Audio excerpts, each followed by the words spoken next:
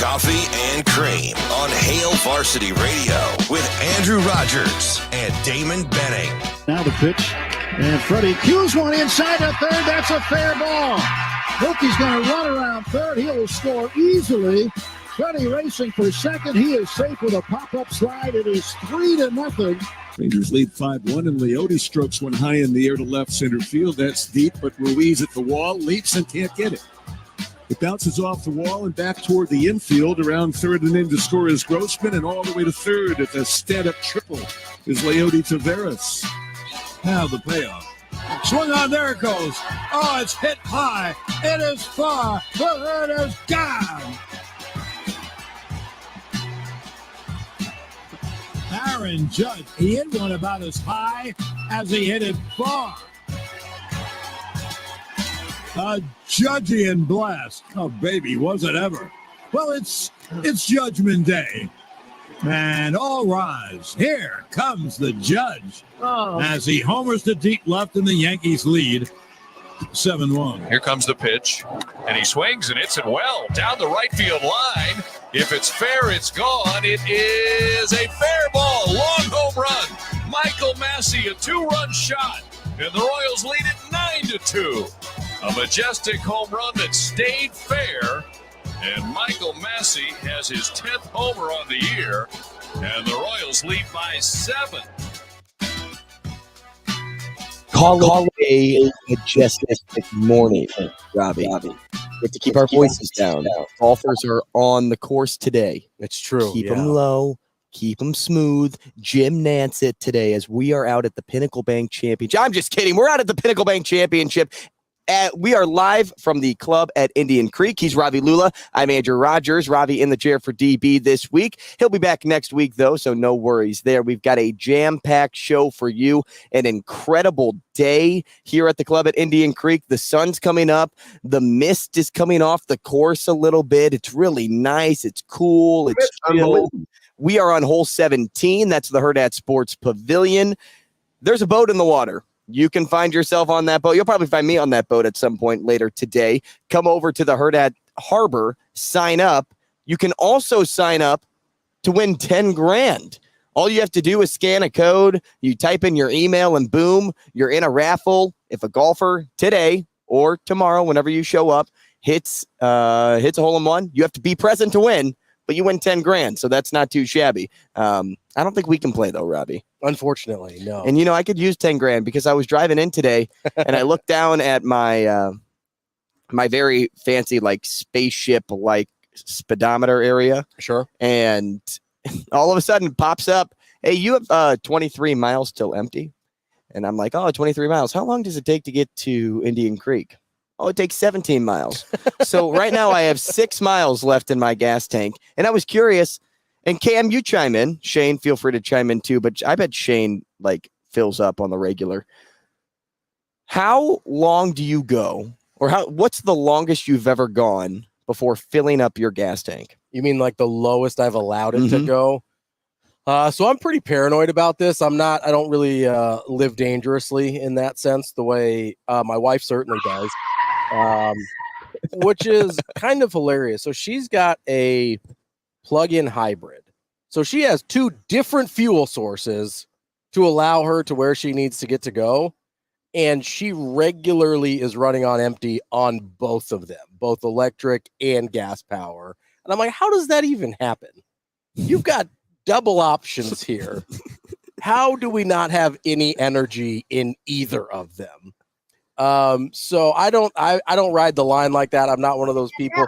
She's also one of those people that lets her phone die constantly. Which is actually what they tell you to do. Right. Let it die, charge it all the way back up because that will preserve your battery for a longer period of time. Because I don't like having my phone die. She just is. She's out there living free and carefree with letting her battery die, letting her car run into empty. I don't do that. Once I get to I'm not a quarter of a tank guy, but I don't go a ton past there. Usually when my little range finder guy says I'm below, honestly, as soon as I get below 100 miles, I start planning, okay, when do I have time to get to a gas station? So do you drive a hybrid? I don't. No, mine is not. Hers but is. your wife's Hers is. is. Mine isn't. Cam, how low do you go? Well, I'm not ashamed to admit this. Can you go? But I've only run out of gas one time. And it was in the You've past actually year. run out of gas? Yeah, it was in the past year. So I'm pretty near 40. So that's a pretty good run. Yeah, you had a Pretty nice good run. Yeah, every 40 years, you'll just run out of gas. And it was one of those days where I took the long way to work. And I was like, and it just died. Like, I'm like 20 minutes or 20 feet from work. I was like 20 minutes. 20 feet from You work. took a really long way. So I grabbed 20 my minutes is backpack, not close. I hoofed it into the office. I did my thing, and I went back, and then I filled up with gas, got the whole thing done. So But did you have to go get a little tank? I did. Yeah. Mm. Actually, one of the guys that I was producing a podcast for, he gave me a ride to the store to get the gas tank and do the whole thing. So now instead of, you can switch between odometer and how many miles left you have. Mhm. I live on how many miles left you have. That's I live all on I do. range. That's all I do. live on Yeah. range. Yeah. See, mine says 6 till empty, and I'm going to trust it because it could be 4. Could be. Yeah. Once you get under 20, it just says, no, Right. you got to go, buddy. Yeah, but it does count down for me, so that was kind of nice. Shane, how low have you gone before? I've actually ran out of gas once before too. But the funny thing is, I actually drove by Cam's car when it was out of gas. Yeah, he spotted me. And he was running across the field, and I'm going, what in the heck is going on here? But I did run out of gas once. That's because my gas gauge broke. It said I still had a quarter of a tank left. So Oh, can you imagine that happening? You're just like, wow, I've been like really doing some nice clean, progressive type driving, right? You know, how you plug in like the snapshot or whatever, and if you drive safe, you get points or whatever. That's Shane right there. No, actually, his gas gauge is just broken. Dude, so my wife's old car before we were married had a broken gas gauge. And so she ran out of gas all the time because she runs low anyway, and the gas gauge didn't work. So it was a recipe for disaster. Yeah, for that her. is two negatives Same. don't make I it feel like right, I had right? to rescue my wife so many times. Like, I got to go get the gas. We have 20 gas cans at the house now because every time I had to go buy one, it's efficient just to go buy one. So what you're telling people is, like, if you're need a gas like, can, in need of a gas can, maybe call you. I'll put it up on eBay for sale. Yeah. Facebook Marketplace gas can. I've never run out of gas. Knock on wood. I don't want to jinx myself. Well, you're not 40 yet. I've never run. I'm getting there. I'm getting there. But Shane and Cam are 40. Yeah. So I still got a couple years. It's coming close. A couple years. I turned 36 on Saturday, so I'm getting closer. Yeah, happy early birthday. My last year in my mid 30s. Got to enjoy it, Happy birthday. Live it up. You know what's thrilling is just to run out of gas. and then run across the field and have to go get a gas can. I'm never actually knew you were live so on the alive. edge, man. Never I'm actually knew. going to pass on that. Good call. That's going to be a no from me. I don't even like running out of gas in my lawnmower. Like, I get very frustrated when I run out of gas in my lawnmower. I'm like, oh, what were you thinking? Well, you have a gas tank for that, though, right? Yes, at the house? I do. Yeah. Absolutely. Yeah, no, I'm not running to the gas station. With like you're pushing it up the hill. No, I think I've got 4 gas cans just to like keep them all full, so I don't have to go back to the gas station as much to fill them up for the mower. But yeah, I don't even run too low on the mower. Speaking of pushing a mower just down the street, when I was back home, this was about 2 weeks ago, there was a torrential downpour in St. Louis. We were on our way to church, and we tried to beat the storm, but we didn't. Okay. So we're driving there, and I see these 2 guys just walking on the sidewalk. Like you a big rainstorm's coming too when the wind starts to pick up and everything. You can feel it. Yeah, the signs are there, but they're just walking on the sidewalk. So I'm kind of like, man, these guys got to get home quick. Didn't think much of it after that. Went to church, got out of church. It was still pouring, still raining hard. Okay. We're driving back on the same road we came on, and sure as all get out, these guys are walking back down the sidewalk, but this time pushing a lawnmower. So I don't know what they did. I don't know if they went and bought a lawnmower, say on Facebook Marketplace, and just decided And this they're was like, the time We're to getting go. this thing home today. But mind you, a Catholic mass takes about an hour. Sure. So they were walking when it was first starting, and then walking back in it. So it wasn't like they waited for it to stop somewhere and came back when it was dry. No, it was downpouring, and these guys are pushing back an old lawnmower. Yeah, that's a choice. I always wonder. It is a choice.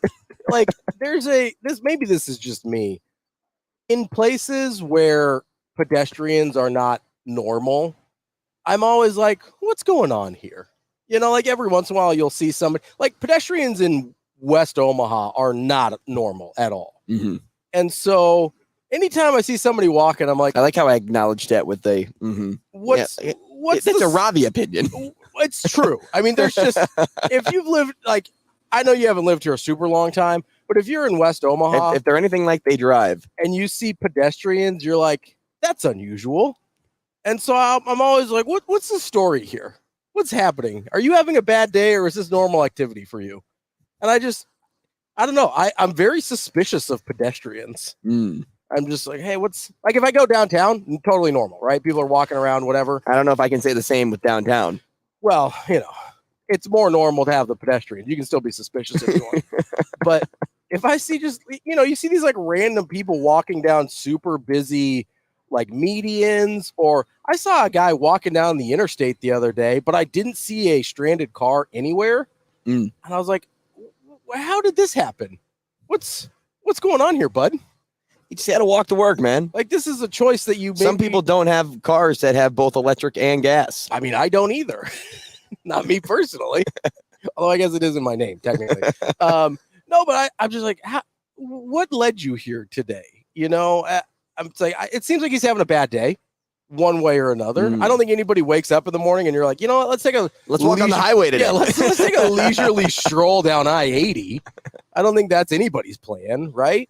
And so but there was no car to be found anywhere. It's like, how long have you been walking on this? How'd you get here? Yeah, how did you get here, and how long have you been here? Who dropped you off? Like, was this like your wife got mad and like kicked you out of the car? What happened here?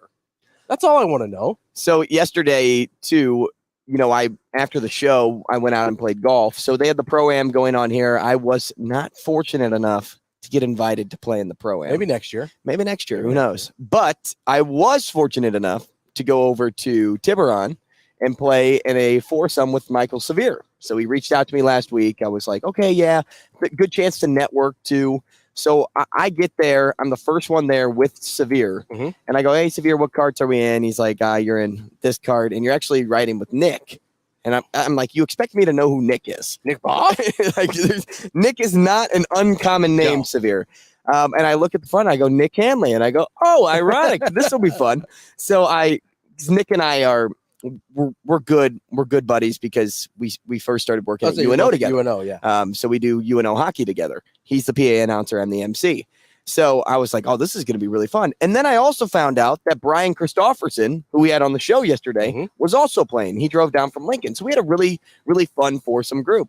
But what made me laugh about the whole situation was Severe, when he reached out to me, he said, hey, I got invited to play by like the Omaha World Herald because they were a part of the group that put on like the Big Red Lunch and or the Big Red Brunch, I believe. One of those things. I think it's a brunch. Some meal. I believe it's a brunch. It's a big red meal. So he's like, yeah, you know, they're a big partner with this organization. So they asked me to play. But then all of a sudden, like Sam had to drop out. Sam McEwen had to drop out for some work reasons. Stu, I think, threw out his back. Okay. And I don't know if I think Chattel was supposed to play too, and I think he couldn't because of the same work reason. Sam couldn't. Okay. So now it was just Michael Severe, and they're like, "Yeah, you need to find 3 other people to golf with." So he's like, "I had to build an Omaha World Herald team." So he reached out to me on Twitter, and I'm like, "Yeah, I'll do it." He saw Nick in Costco one day, asked him to do it, and I don't really know how he asked BC, but that was our scramble group, and we didn't play great. We didn't play terrible either. I think we shot 4 under as a group. We put ourselves in terrible position. Sure. Every green, we would chip on and have like a 12 or 14 foot putt, and that was for par. And so not great. Either we hit it or we got bogey. Yeah. So in most cases, we didn't have the birdie train. Yeah. But aside from that, it was a really fun outing. I actually on hole 9. One of the hole 9s. They have three 9-hole courses, I believe, over at Tiburon. And one, we were on the tee box. Severe was doing a Zoom call at the time. He was working. And so it was Hanley, BC, and I, and we just kind of were like, shooting the breeze because it was right after we heard the press conference from Rule and Raiola. So we were talking a little bit about that. And you know how we got that question on Tuesday on what coach you would get drunk with if you could? Yeah, you'd want to have some drinks. So I asked them the same question, and BC was like, you know who would like kind of be really fun? Or maybe it was Hanley. He said Dvorak. And that was a name that we didn't even bring up. No. And BC, I think, said Rule or something like the obvious choice. And I'm like, I would have chosen Satterfield because I'd be the first person to know what this offense is going to look like. And then he was like, but BC changed his pick to Raiola. And so we got on this Raiola thing on how like he's a lion and like, you know, he's such a tough guy. So if you could like really break him out of his shell, I want to see if you could loosen him up. Yeah, he could be pretty fun because he's not like super talkative. So I get up and I'm like, oh, you want to see a tough guy? So, you know, we had one or two and, you know, I'm like, oh, you want to see a tough guy? Like, I'll be a lion right now on this tee box. So I just put the ball down. And to clear the little creek, you had to hit it over 278. Okay. And I've only ever hit it further than 278 in a simulator. Okay. Okay. Because I think the reader's wrong. So, like, if you just hit it, like, as hard as you can, like, sometimes, you know, the simulator's like, yeah, this one's going straight or this one's going right. It's like one of those hometown radar guns that says you throw 107. Right. So I channeled my inner Donnie Raiola. Sure. And just whacked this ball. Okay. And it went, I'm telling you, dead straight, flew the creek and probably landed like 290, rolled to 300. Okay. And so I'm like, wow, I'm feeling pretty good. Although my back, not so much, but you know, my confidence levels are through the roof. The shot was great. My back also shot. So we get up to the ball and then I see, you know, if you ever play in scrambles, they have these little tiny stakes that are on the green and it like is closest to the pin or farthest putt, things like that. And so I'm like, oh, they have one here. I can't, if it was longest drive, I bet I probably would have won. But I pulled out my 60 degree and I had a really nice shot close. It looked to be close to the pin. It was uphill, so we couldn't really see it. As we're driving up to it, it's probably 1.5 feet from the hole. I'm like, holy cow. Like I'm going to birdie this on my own. Yeah. Suck it, team. So we get up there and I grab the mini pencil. I write my name down. I'm like, no one's beating the score. Yeah. No one is beating the score I have right now. Yeah. Like they're not getting closer than 1.5 feet. Sure enough, it's over. And I won. Nice. And I won a pretty sweet prize pack. Uh-oh, what do we get? It was a soft cooler, but not like a little golf cart cooler, like one that you would take to travel from like to the lake. Okay, like if you're going to the lake with your yeah. But like big, like long. And I told Ashley, I'm like, we don't have one of these. Like this is sweet. I looked further in and I saw that there were 2 gift cards in there. Okay. One of the gift cards was for a place called like Barrel and Pour or something like that. Barrel and Vine? No, not Barrel and Vine. It's something in Barrel. It's like you go there. It's here in town. Okay. And you pour your own beer. Okay.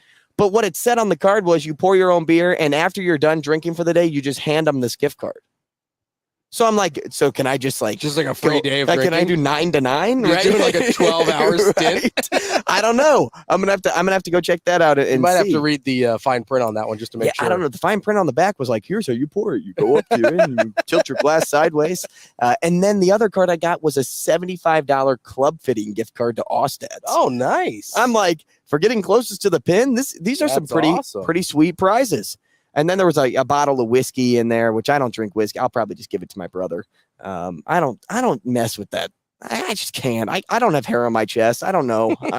I don't know if I ever will. And until I start drinking that, I won't. You know what's super weird is I used to drink whiskey a lot. Not a problematic amount, but it was kind of my go-to spirit there. And then one day I just woke up and I was like, I don't like whiskey anymore. You're like a 7-year-old. Like, I'm not eating cheese. It was so weird. And I don't know if it was like a hyperfixation thing where it's like, that's all I drank for so long. And then I was just like, I'm done here. But ever since, this was like 3 years ago, I have not, like, I've tried a couple times, be like, oh, maybe it came back. Because I used to really enjoy it. I just have not been able to drink whiskey. Like, it makes me almost instantly not feel good. And it's not because I'm drunk or anything. I can do Crown. I can't just do basic whiskey. So I can do like a whiskey sour because the sour changes the flavor enough. When we had the Omaha Whiskey Fest people here, they had me taste a scotch, and scotch was okay because the flavor was different enough. But just your straight up regular whiskey, like I used to drink that stuff on the rocks, just sipping whiskey, and I cannot do that anymore. I can't drink like old fashions because they're too whiskey forward. Okay. Yeah, and it's super weird. I had my first old fashioned, over the summer. Yeah, you have to not really, for me. You have to really like whiskey for not for me. I did it for a Hurrdat or a Hail Varsity Club shoot. Sure. Like they were taking some photos, like pizza, drinks, things like that, and they wanted me to have because. Don't get me wrong, old fashions are a very pretty looking drink. Oh, they're on a great photo. looking, and also they feel very classy. Mm-hmm. Like you feel great when you go up to a bar, especially if you're in a kind of a nicer place and maybe you're dressed up a little bit and you're like, I want an old fashioned. Like you feel like a man's man. Yep. And I can't order them. I don't like them anymore. Yeah, speaking of old fashioned, we were walking in today and Ravi and I were admiring the Jordan 1s that a golfer was wearing. They were incredible. They were beautiful too, like brand new. Yeah. Like I don't know if he keeps them clean or if they are just brand new for the tournament, but they were sexy. And so we were walking in and then we just started talking about how much golfers have come along in the fit game over the years. Yeah. The style has because if you just think back, I don't know, even to like Tiger's first year. Yeah, absolutely. Like he's wearing a polo that's 10 times his size. It's basically a dress. It's down to his waist. Like you can see how thick. If I stretch the polo out to here, this is how much room Tiger had when he first started golfing. So there's a couple things going on there, right? It was probably made of velvet or corduroy. It was probably like wool. Those things were so heavy.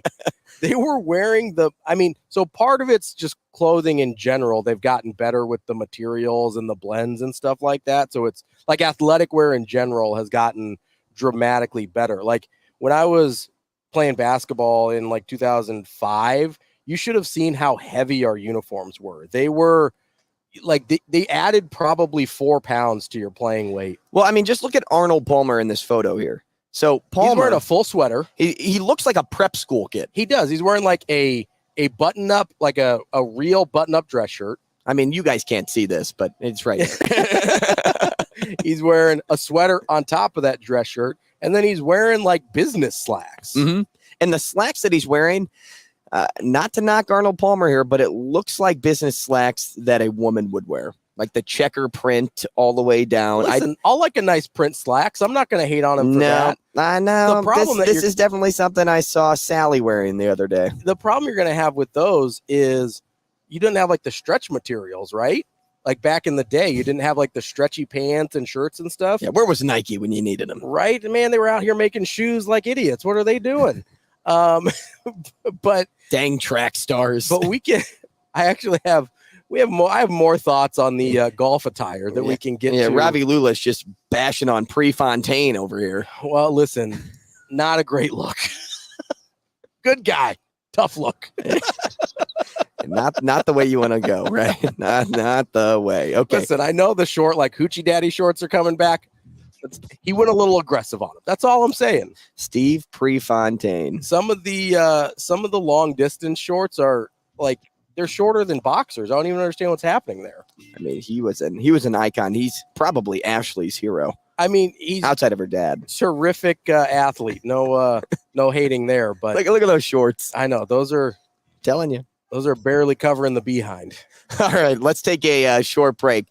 Ravi, save your thoughts on outfits. I mean, you can continue to bash people because that's what Thursday's all about, right? And we'll set up the show when we come back. More CNC then.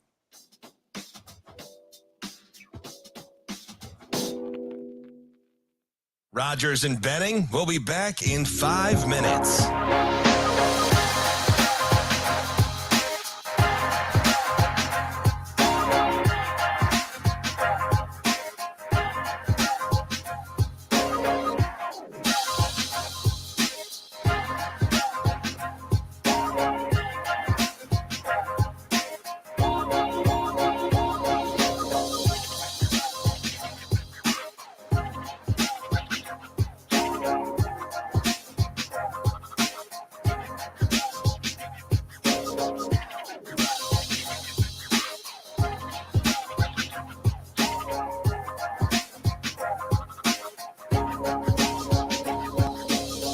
We have our guest on site, Shane.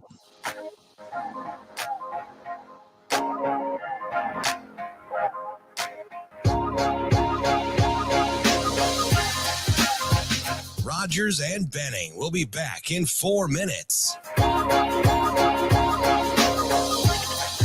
minutes.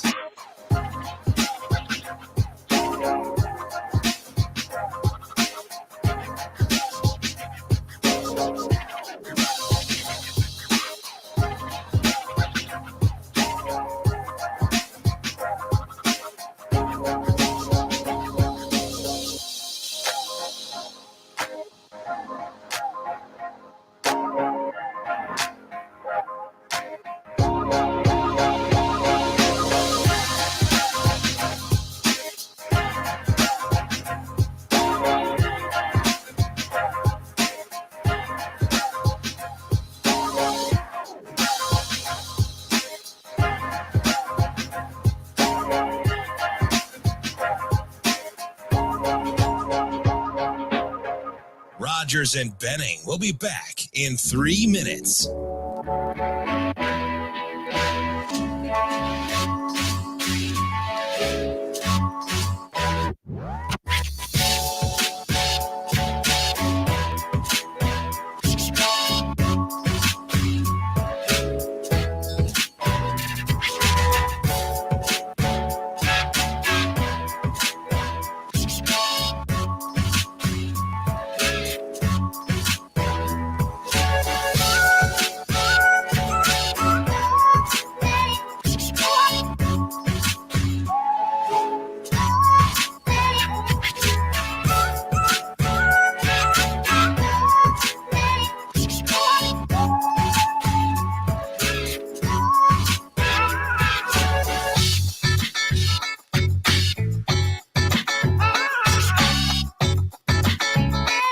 Rogers and Benning will be back in 2 minutes.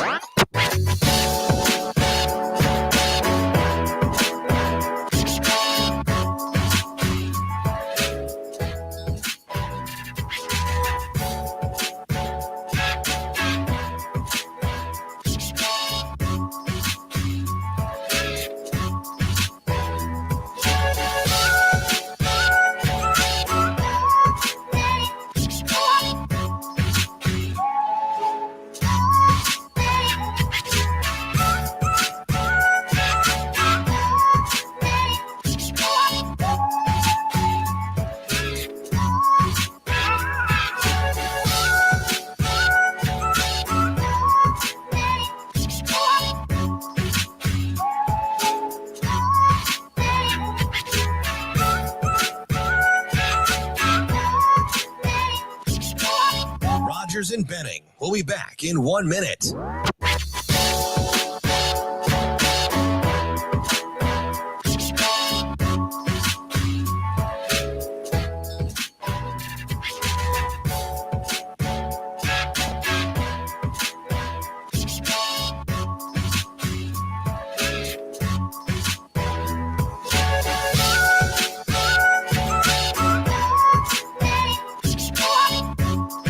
Rogers and Benning will be back in 30 seconds.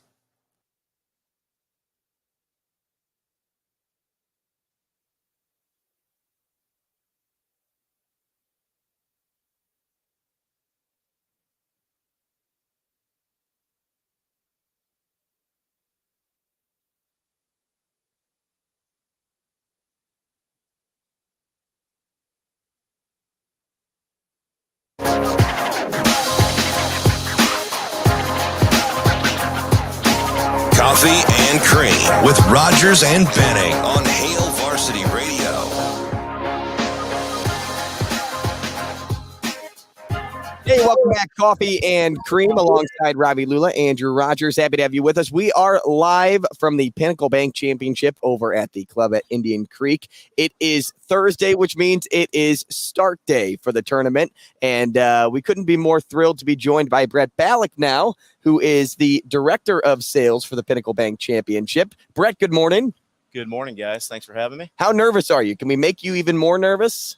We are here today, ready to go and play golf. Most of the hard work has been done already, so it's been an unbelievable journey and a lot of hard work, and we've got an awesome team that works together, so it's go time. Well, you're 8 months in to your role, so a first-year guy for this this championship. What have you learned throughout this process that was, maybe not something you expected, or, it was easier than you thought, or we talked to Gary, I think, on Tuesday, and he's like, don't ever say the word easy around me.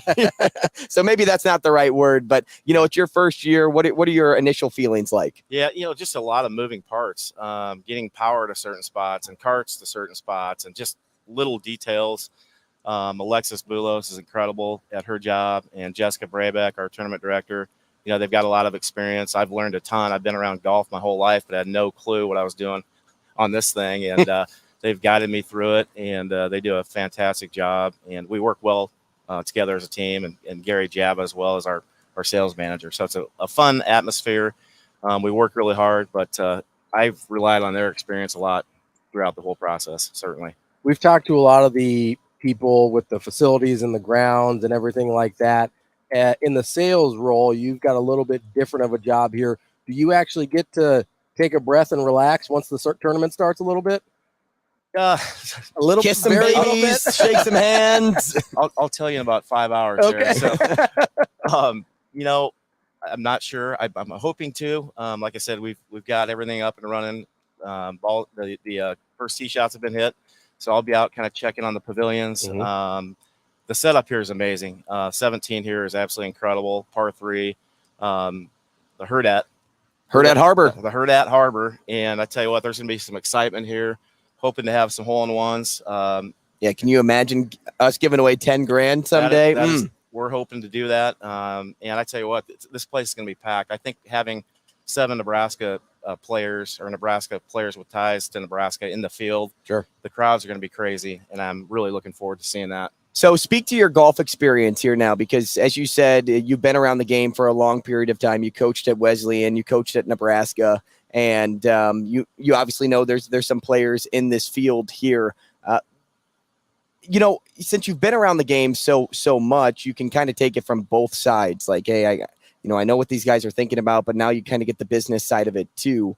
Obviously want to be around golf, but are there any like former players of yours that that are going to be out here today? As far as watching or playing? Both, I guess. Well, obviously we've got Scott Kacheski, former Husker, and Brandon Crick, both great guys and great players. Scott's had a great career and having a great year, and he'll be on the PGA Tour next year, which is absolutely amazing. Mm-hmm. And then Brandon Crick, obviously pulling for him. He's been a solid Korn Ferry guy for, 6-7 years now, and we just would love to see him break through and get a win, especially, he plays well here. So I'm hoping he just relaxes and does his thing. He's going to have a big following out here as well. But yeah, and the young guys too. I mean, Nate Vance is a great player. Obviously Luke Kluver, ton of talent. It's going to be really exciting. Mm-hmm. And I think the draw of those guys, the gallery is going to be amazing as well. Brett, so you were at Nebraska Wesleyan, then you were at the University of Nebraska. What was the transition like going from being a coach to your current role with the Pinnacle Bank Championship? Yeah, I think it helped a lot just having a golf background, and I'm a people person. Mm-hmm. So, and this is such a great event. It's an easy sell for me. Sure. I believe in it. I went to the Cox Classic every year. It was at Champions Run, and things are a little bit different out here. The guys love the golf course out here. I heard yesterday I was starting on 10T for the Pro-Am, and every guy would mention how great of a venue this place is. They look forward to it all year. They all said it's a top 2 or 3 event on the tour.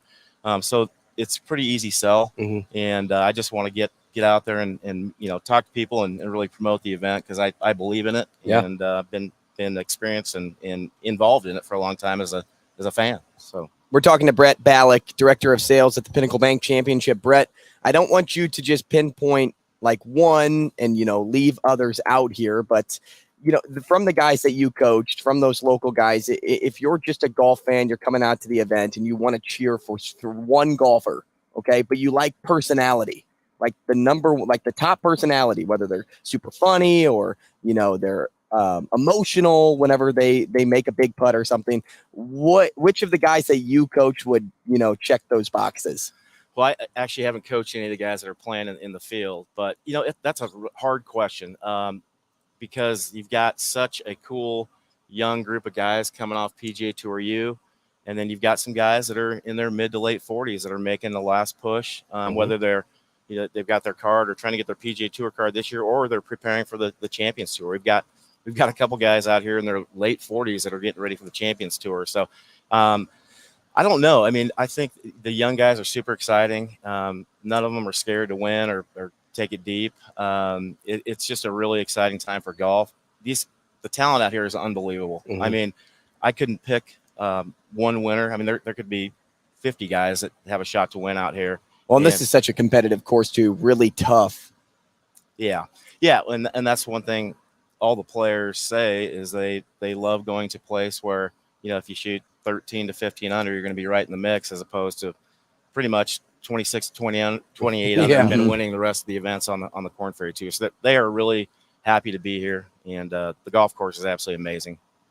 Brett, I'm curious, with you having only been associated professionally with this event this is your first tournament, but having experienced it as a fan all the way back dating to the Cox Classic days, what have you seen just kind of change about this event and kind of this stop in Omaha as part of the tour?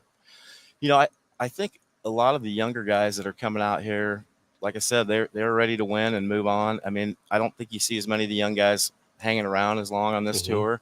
The college game has changed that, whether it's nutrition and they're just so into it. And the discipline these young guys have is amazing. Like I said, they're focused on winning and winning early.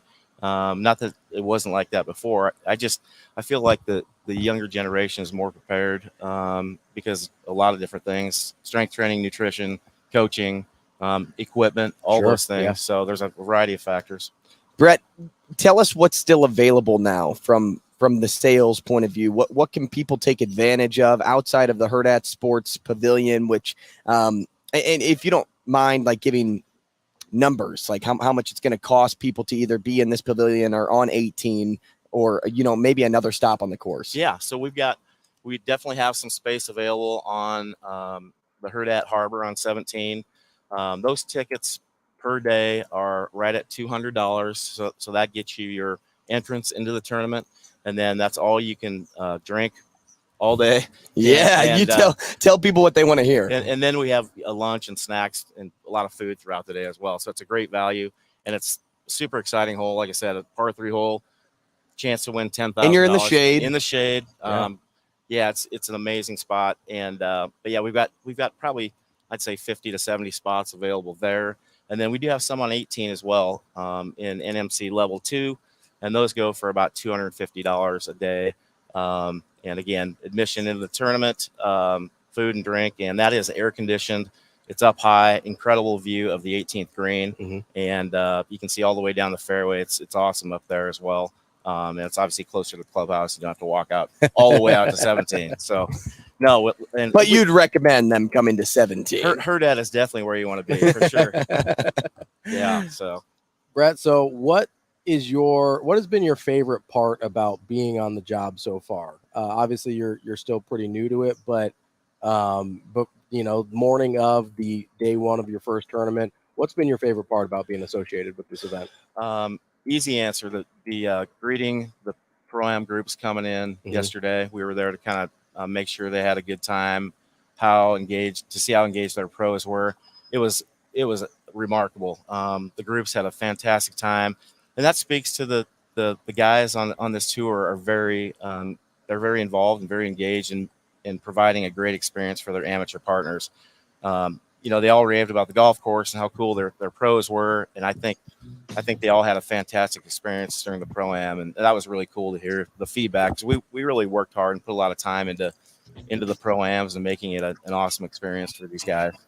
Well, Brett, we appreciate your time this morning. Thanks so much. Enjoy the day. Hopefully it is stress-free for you, but really just take in the golf from a different perspective. It should be fun for you. It's going to be great, and we love to have a lot of people come out. Like I said, there's space available on 17, and so come on out and root the Nebraska guys on and see some great young players that are going to be on the PGA Tour real soon, and maybe your next major champion will be coming from here, like Scotty Scheffler, played here, and 4 years ago. So there's going to be some great golf. Thanks, Brett. That'll do it for this interview with Brett Balak. We'll take a short break. We'll be back with more Coffee and Cream. Rogers and Benning will be back in 4 minutes.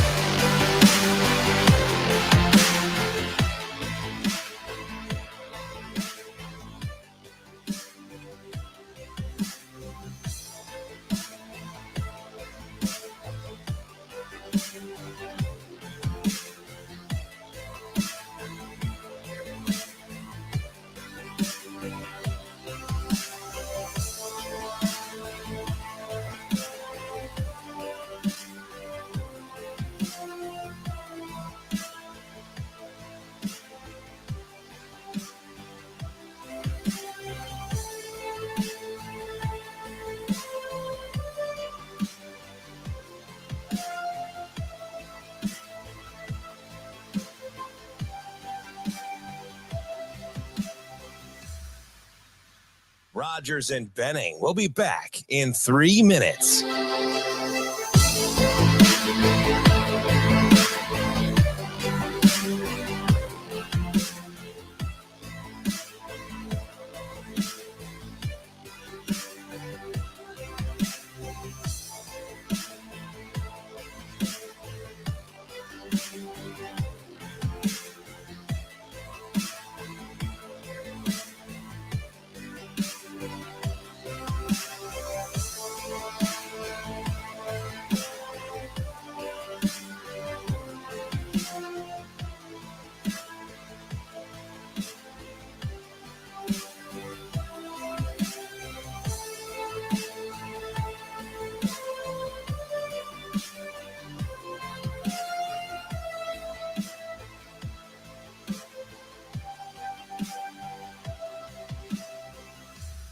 Rogers and Benning will be back in 2 minutes.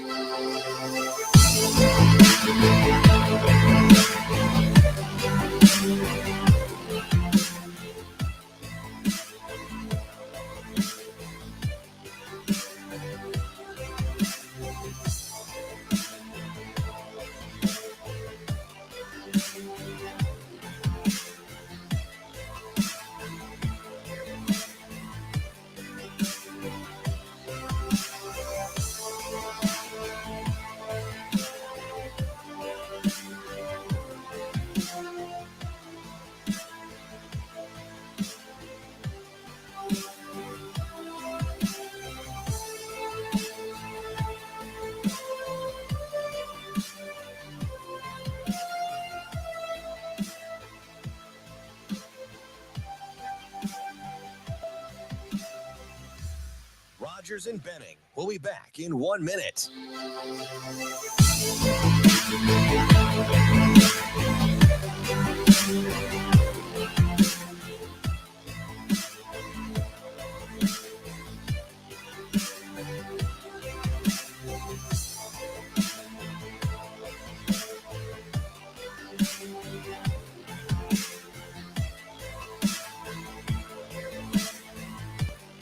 Rogers and Benning will be back in 30 seconds.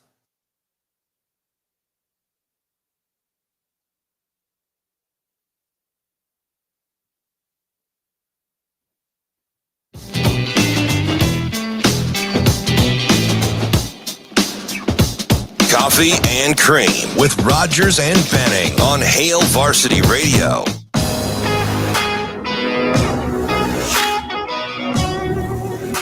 All right, welcome back, Coffee and Cream, alongside Ravil Lulla, Andrew Rogers, 590 ESPN Radio. We're live on Twitter, live on YouTube, the Hurrdat Sports YouTube page, out at the Hurrdat Sports Pavilion at the Pinnacle Bank Championship over at the club at Indian Creek. We just got done talking to Brett Balak.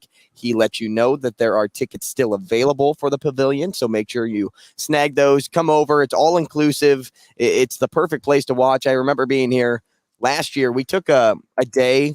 Hurrdat Sports did, at least, to enjoy the event. And we were fortunate enough to be a part of Hole 17's pavilion. And I got to tell you, it was something it was something to be desired. Yeah. So take Well, advantage of that. Bigger and better this year. And it is. It's twice the size of what it was last year. And I think the tent area over there is even cooler than it was. Yeah. Because the way it was formed, it was almost long, and it was like hot dog style instead of hamburger. Sure. And so now that the way it looks now, you have those fake windows that you can unzip, and it's got a little bar. So it's like you're inside, but you're outside, that sort of thing. The Patron Zone has a little AC in there, and it too, does. so. And if you have access to the Patron Zone, if you have access to the Hurrdat Sports Pavilion, so you double dip in a way. And who wouldn't want a little Patron, right? I mean, like, hey, mix it in. Might have to take a little walk over there after we're done here today. We'll siesta after we fiesta, right? So, just come out, come see us. We'd love to see you. But you know what? We're doing a show, and we appreciate you listening as well. So, Ravi, did you want to still touch on the golfers? Well, so I had this theory that occurred to me right after we went to break, and so part of it's all obviously just like the clothing technology, right? Like they didn't have like stretch fit and like moisture wicking stuff 20 years ago, really. So the technology's come a long way. So that's part of it. But I think the other thing is, and this was a Tiger thing that really started it, was just the fitness level of the guys that are playing professional golf now. And Brett talked about that a little bit as well in some of the changes he's seen from back when it was the Cox Classic to now with the Pinnacle Bank Championship, where you don't see a lot of dad bods out there. No, and so you don't see a lot of dad fits out here anymore either. The fitness level of the guys on tour. Here's what I found. Oh, Siri, what did you find on fitness levels of golf dads? I don't want to know. Feel like I just stumbled into somebody's search history here. Not interested. No, I just the fitness and athleticism of these guys is just at such a higher level than it was 15, 20, 25 years ago. And that's kind of one of the lasting effects that Tiger had on the tour and professional golf in general was you had a lot of guys that worked on their golf game incessantly, right? Just obsessively worked on their golf game, didn't work on their fitness a ton. Tiger showed that working on your fitness was working on your golf game, right? And that wasn't really something that people thought about. You kind of see it with baseball players too. Like the bodies of baseball players have changed over the years as well. And so I think that's part of the reason too. Like when you're rocking the dad bod, your clothing options are maybe a little bit more limited. When you're all like jacked up and slim and sleek and ready to go, you can maybe wear a little bit more form-fitting clothes, which is what we see on tour more now. Hey, do you like the Payne Stewart look? Well, see, like if you're Payne Stewart, at least you're like doing a thing. Like you have your own niche. Yeah, you're kind of like you understand, like, okay, this isn't a popular style. You're just like, hey, I'm rocking the old school, like back to the old days of golf. He brought style in, though. I mean, he was really kind of the first to, kind of embrace style in golf. Hey, who was the broadcaster? Craig Sager? Didn't he do that with the suits too? He did. So like, everybody has like their own. Yeah, he's got their own kind lane. of. Yeah, well, it comes down to his personality too. Yeah, for like sure. Sager's personality was like, very bubbly, like very approachable. Same kind of thing with Stewart. It was kind of like, I don't really care what people think about me. Well, okay. So speaking of outfits, and speaking of exclusive outfits, okay. 4 numbers were handed out to the Nebraska football I team. see what you did there Yesterday. And if you missed them, you probably could guess who got them. Yeah. At least the first 4. So you have Billy Kemp, who chose the number 1. Yep. Isaac Gifford chose number 2. Mm-hmm. He's been talked about a lot by that defensive coaching staff. And by Rule as well. Luke Reimer will be wearing 4. Mm-hmm. I've liked Luke this offseason. I thought that at least watching him in the spring, that he showed a lot of passion, showed a lot of fire, spirit for his group, his defensive position group. And he's a really good football player. He's a really good football player, but I don't know if he may be the shock on this list in some minds because people haven't heard a lot about Luke Reimer right now in the fall. He's flown under the radar a little bit. And even in the summer. Yeah. So because of that, I'm actually not shocked one bit. I thought from the very beginning that Luke Reimer was going to be a leader and possibly a captain on this defense. We saw him in Indianapolis, which obviously was an indication. And you know what? I think he was also a shock to the ones in Indy. Like, even to DB, I remember chatting with him, and he's like, the surprise to me is Luke Reimer. And, like, that didn't actually surprise me at all because of how I watched him practice in the spring. Yeah. Now, out of those three, you could – a process of elimination, you have Jeff Sims and Ethan Piper there too. Like, if you had to say who was the shock to be here, like you could either lean Reimer or you could lean Piper. See, my thought was Piper because he wasn't really, he's still not necessarily a for sure starter. Like Luke Reimer's going to play a lot. I expect him to be a starter on that defense. You would expect, though, Ethan Piper to start just by the way the team has used him since media days. Like, if you go to media day, you're probably a starter. Yeah, I mean, I don't know. I think that it's really going to depend on the health of guys like Prohaska and Newelly. If those guys are healthy, he might be the sixth guy. I think he's going to play. But, you know, we talked about yesterday, I think Matt Rule was talking about the 7. He wants 7 offensive linemen. He's definitely in that 7. I don't know if he's in the starting 5 if everybody's healthy. But to me, it goes to how good he's been in all the other stuff, because this isn't just about playing, right? This is about his ability to embody everything that this coaching staff wants from their players and how they want them to become leaders. You know, Matt Rule, again, talked about this a couple days ago. When he's got a Gifford in a position group, when he's got a Jeff Sims or a Billy Kemp in a position group, his role in terms of having to hands-on lead them becomes less dramatic because he's trusting player-led accountability and player leadership, which is the most effective kind if you can get it going. So I think it speaks to Ethan Piper's role in that as much as it does anything else. But, you know, I agree with you. I don't think Luke Reimer was a shock either for media day or for the single-digit numbers. But out of that group of guys, he probably was the most surprising. I mean, Billy Kemp's the only receiver we have any sort of confidence in, right? I mean, at this point, because Washington's been banged up a little bit, right? Jeff Sims, your unquestioned starting quarterback number 1. Like, Jeff Sims seems like their poster boy on offense for what they want. He'll be wearing number 7, Cristiano Ronaldo, Ben Roethlisberger, John Elway, Christian Ponder. No, sorry. No. We can. Yeah. I believe Case Keenum was the 7 at one point with the Vikings. Did Carmelo ever wear 7? Yeah, he was a 7, I believe. I think he was 7 in New York. Okay. I think. I want to say he was 7 in New York. So, you know, why I know that, don't ask me. We've got some famous 7s in the world of sports here, but Jeff Sims, not surprising at all. The unquestioned starter and leader at quarterback. Isaac Gifford, especially the way he's been talked about this summer and this fall. That's a no-brainer to me. They seem like they love Isaac Gifford. Luke Reimer, though, that's a great one to have. And maybe shouldn't be shocking, but like we said, flown under the radar a little bit. Right. A lot of other guys have gotten the headlines, and it hasn't been, you know, he's kind of been doing his work in silence a little bit, but it's good to see that, because I believe these are player voted on numbers, right? Or yes. They vote for the So guys. Rule said this week that there will be multiple rounds of voting at camp to determine who will wear the single digits. And I actually find that pretty common over interesting, because some would probably say like, oh, that's interesting that he's going to have the players like vote on their own team. It's like, no, it's kind of like voting captains when you're in grade school, right? Well, like in high school, like, you know, a lot of teams give out little pieces of paper and they're like, all right, write down out of all the players, you know, who you want to be your captain. Now it's a little more limited when you're choosing there, because you're probably choosing a senior or a junior. So you're checking off a box, whatever the coach gives you. And some teams, the coaches choose captain, some teams, the players choose captain. So I thought it was interesting just in the sense that I hadn't heard it before, that's how it was going to be chosen. Right. And remember, this isn't a new tradition either for Coach Rule. Like, he did this at Temple when he was the offensive coordinator, and Al Golden was the head coach. Yeah. So this isn't new for him, but it is new for Nebraska, the Nebraska community. Yeah.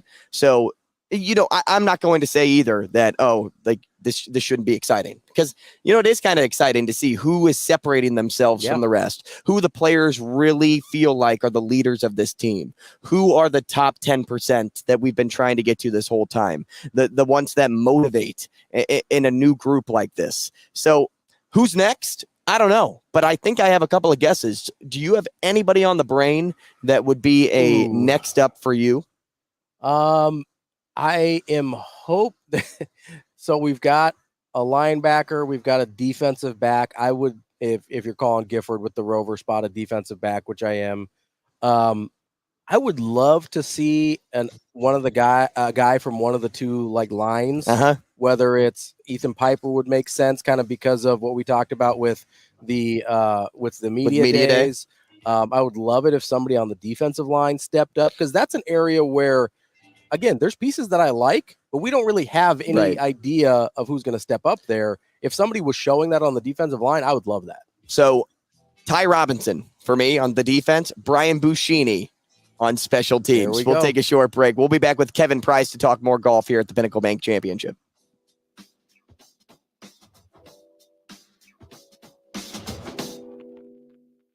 Rogers and Benning will be back in 4 minutes.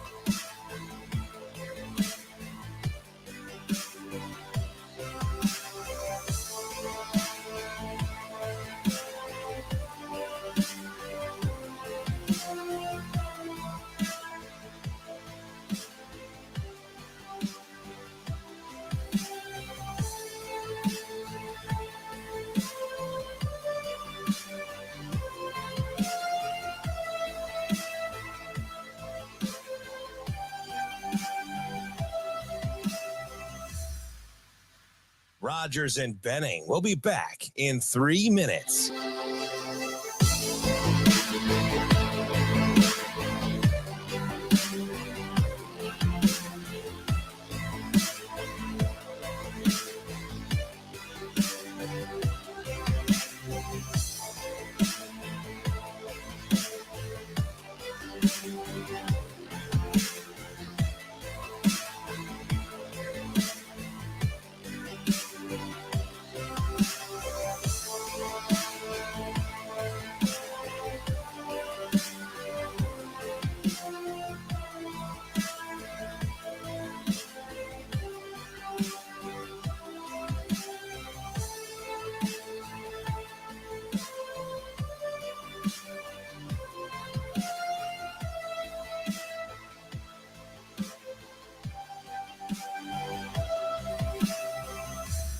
Rogers and Benning will be back in 2 minutes.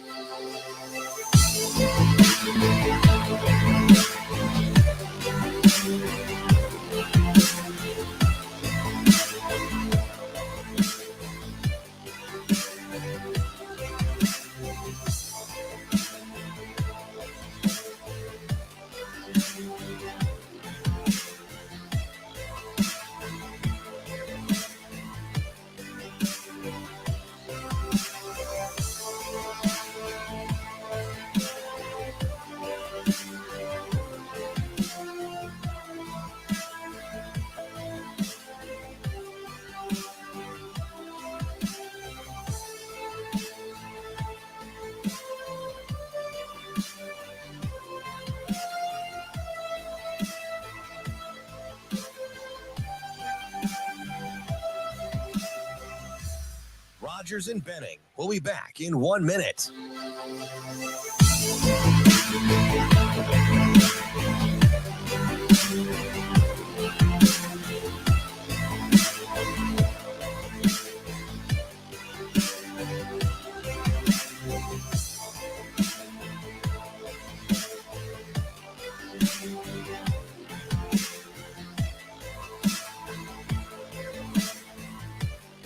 Rogers and Benning will be back in 30 seconds.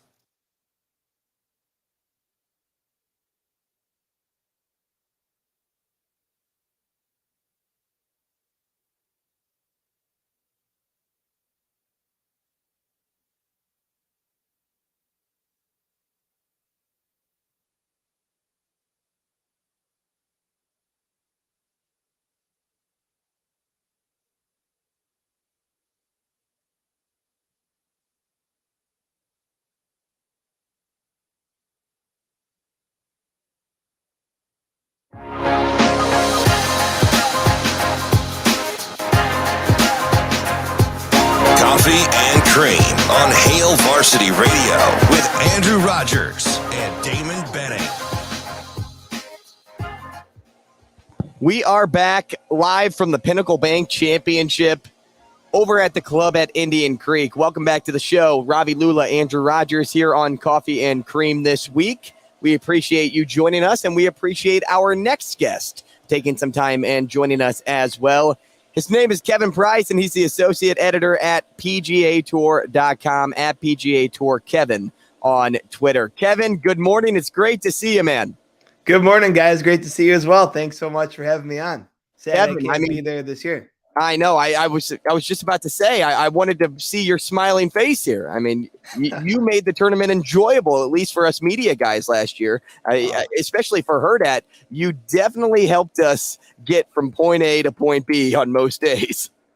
There's the Korn Ferry Tour. I call it the greatest league in sports, just with the guys chasing their dreams, trying to get to the PGA Tour. And this year it's a reimagined format with the top 30 on the season-long standings. So the cards will be awarded a little later in the year, so my schedule sadly didn't line up to come. But I obviously love Omaha. My mom was born in Omaha. I'm from Buffalo, so haven't spent too much time there. But always is great to get back, and I'll be back there soon for sure. You hear the sights and sounds of the course behind us. We got the blowers over at 17 going for these guys as they've already teed off. The field is full of great stories. I mean, you have David Skins, who's won twice here. The young up-and-coming Pearson Coody and Parker Coody, the twin brothers. You have Sam Saunders, who's the grandson of Arnold Palmer in this field. Who are a few players on your mind that you're watching out for this tournament? No, so it's so funny. I mean, it's kind of early in the season. It was really the year of the vet on the Korn Ferry Tour in the sense the guys like David Skins, who has won before coming up, and Scott Kacheski, Omaha native, who won emotionally at the Lecom Suncoast Classic, which was awesome. Great birdie in a playoff. But as it's kind of progressed this summer, we have this PGA Tour university program, and a lot of the guys right out of college have been able to come out and make a quick impact. Adrian Dumontis Chassart, who's on the course now, I see he's even through 3. He's someone there's a lot of buzz, not just in the Korn Ferry Tour circles, but in the golf world, as someone who could really take that next step pretty quickly and be a superstar within a few years. Obviously, you never know. There's a lot that could happen in golf, but he won his first start at the BMW Charity Pro-Am, so I'd look for him to have a good day as well. It's funny, I'm seeing checking the leaderboard now. You mentioned Pearson Coody having won having won 2 weeks ago at the Price Cutter Charity Championship in Springfield, Missouri. He has 2 wins this season now, so if you win 3 in a season, you get that automatic promotion to the PGA Tour. So obviously a long way to go, but if he stays up there, he'd be someone to watch. And then another couple guys on the veteran side, you have Spencer Levine, who's kind of a popular cult figure in the game, just always very exuberant with his personality and a great guy. He's fun to watch out there. He's right around that top 30 bubble, in the top 30 on the season-long standings, with this being the 6th to last event, will get their tour card in mid-October. So those guys right around that top 30 line, there's a lot of kind of stakes for them as they're trying to jockey into position. And then for the guys higher up, it's like a Pearson Coody just going for that 3-win promotion, who with him and Ben Coles and Rico Hoey and Ben Silverman having already locked up their tour cards. But yeah, so many cards still at stake, plenty going on, plenty of storylines. I could go on and on. Kevin, you mentioned Adrian as kind of a maybe up-and-coming star. Who are some of the other young guys on either at this stop or on the tour in general that you could maybe see winning at a high level on the PGA Tour sometime in the next few years? Totally. So there's this guy, Alejandro Tosti, who's out of the University of Florida. He took a couple years as a pro to kind of get his feet under him, but once he's shown a lot of firepower, a lot of low rounds, definitely a fiery guy, plays with his heart on his sleeve, and he's 8th on the points list, so he's really on the verge of getting that card. You have a guy, Jackson Suber, out of Ole Miss. He's only in his first full year as a pro. He began the year with conditional status, needed a runner-up in the Land of Lincoln a couple weeks ago, so he's 18th on the points list, and to put himself into that position, just kind of at that stage in his career, there's a lot to like about that. And it's funny, I'd be remiss, that you always kind of, with Pearson Coody, his twin brother Parker is also in Pearson was number 1 on the PGA Tour U college ranking last year, but Parker was right there at number 6. Pearson has had some success winning the 3 times already on the Korn Ferry Tour over the last 2 years, but Parker, he's right up there in the top 30 on the points list, and he has plenty of game as well. And it's kind of fascinating. Their grandpa Charles won the Masters in 1971, and he was a PGA Tour pro for a few decades. So they have plenty of resources when it comes to picking brains. What's it like to play at the highest level? So you could really see both Cootie twins doing well. And it's also nice to see Kevin Doherty, who a couple years ago was a central bubble character in Omaha when it was the last event of the regular season, playing well just to keep his card. He's taken a couple steps forward this year. He's an Oklahoma State alum who's been on the Korn Ferry Tour a few years, and it feels like he's kind of ready to break out. And with his kind of getting a little better every year as his career has gone on, kind of trend, could see that progressing to the PGA Tour as well. Kevin, do me a favor and break down the PGA Tour U for those that may not know what it is. So basically, it's a program that was introduced. This was the 3rd year of it, so it's a pretty new program where the top college players, based on a points formula and ranking, get direct access to PGA Tour sanctioned tours. So the number 1 on that ranking gets directly to the PGA Tour for that season and next. So this year that was Ludwig Aberg. That was new this year. For the first couple of years, that was just to the Korn Ferry Tour. But now number 1 moving forward gets a PGA Tour card right off the bat.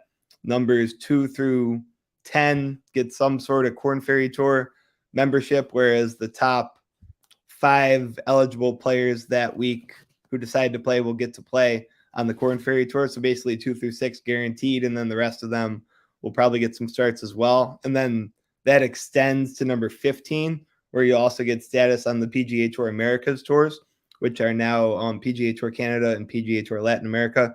Those will blend into one for next year. But so basically you're looking at top 15 on that ranking, and you have to be a graduating senior to be able to get that status. So 15 college players each year will get that status. And what it does, it allows you to avoid having to get ready to go to Q school, which can be a grind and uncertain even for the best players. Jordan Spieth missed the second stage of Q school. Cameron Young missed a Q school. Will Zalatoris missed a Q school. Like, Q school is a lottery in a lot of ways. Got to have your best for a couple different weeks and a couple different months. So being able to supersede that is a huge benefit for these kids. Kevin, do you think this PGAU and everything like that will make it more appealing? I know we're early on in the process here. Do you think it'll make it more appealing for high-level golfers to go the college route and try and get their way through either the Korn Ferry or the PGA Tour that way, and we'll see just a higher level of college golf because of that? Totally. It shows that, like, you have that avenue, whereas there's nothing before PGA Tour U, there's nothing really keeping you in college when it comes to that status, where if you leave after 1 or 2 years, like Justin Thomas leaving Alabama after 2 years, or Davis Riley left a semester early, guy who came through the Korn Ferry Tour, played in Omaha a couple times. But before this program, there's no real tether status-wise. Obviously, getting your degree and everything, all very important, but to just go a semester early, go a year early, kind of go into the wilderness. I know Will Zalatoris has talked as well. He left college a semester early, whereas just hit the road on the Monday qualifying circuit and, finished his degree kind of online. He's still finishing his degree, I believe, as he's rehabbing from a back surgery. But to be able to know that you finish your 4 years, get your degree, have that status, I think over time that strengthens the college program as a whole, where players know that they're having that status. And it's crazy to see with Adrian Dumonte-Chassart winning, Ricky Castillo, also a PGA Tour U guy from this year. He won in Wichita the very next week, taking down Adrian Dumonte-Chassart in a playoff. And you're seeing some of these guys. I believe Ryan Burnett also has had a nice start to the year. He's playing in Omaha this week. He was a PGA Tour U guy. I mean, these guys are totally proving that Ludwig Aberg on the PGA Tour has had 4 or 5 top 25s, I believe, from that category. So the college game with that high level of talent, it totally fuels them and sharpens them, and it's such great preparation for the highest level, and they're coming out and proving it. Kevin, we're talking to Kevin Prise, associate editor at PGAtour.com. Kevin, last year, And a number of years prior, this was the final stop of the Korn Ferry Tour. Guys who finished in the top 30 would earn their PGA cards. Still a few events to go, though, this time around to see where those top 30 guys stand. So with that being said, who are some of your favorites on the outside looking in on that list? And who do you think could put together a late run, some late magic, and get themselves in contention? Oh, for sure. No, I love the question. So you're looking at Chris Gotterup. It's funny how I go to the leaderboard, and this is such, the scores through 3 or 4 holes truly does not matter. It's like, calling a hockey game when someone scores 2 minutes in. Like, there's plenty to go. But Chris Gotterup, I was like, oh, he bogeyed 1. But I mean, yeah, there's plenty of time left. He's 37th on the list into the week. And he's a guy, he won pretty much all the major college awards. He was a 4-year player at Rutgers who then went to Oklahoma for his 5th year and kept getting better and better. And this is his first full year. He hasn't quite taken the Korn Ferry Tour by storm. A lot of the projections or, pundits would have guessed that he would have rolled right through. But pro golf is, there's a lot of different ways that the transition can be tricky or just a little bit, not even slower, just the learning curve. And he's 37th on the points list, but you could look for him he could pop off a win at any time, as he proved in his college career. And I mean, 37th, it's not like it's a bad year. So I'd look for him to keep breaking up over those last few weeks. This guy, Frankie Sappin, he grew up in Minnesota.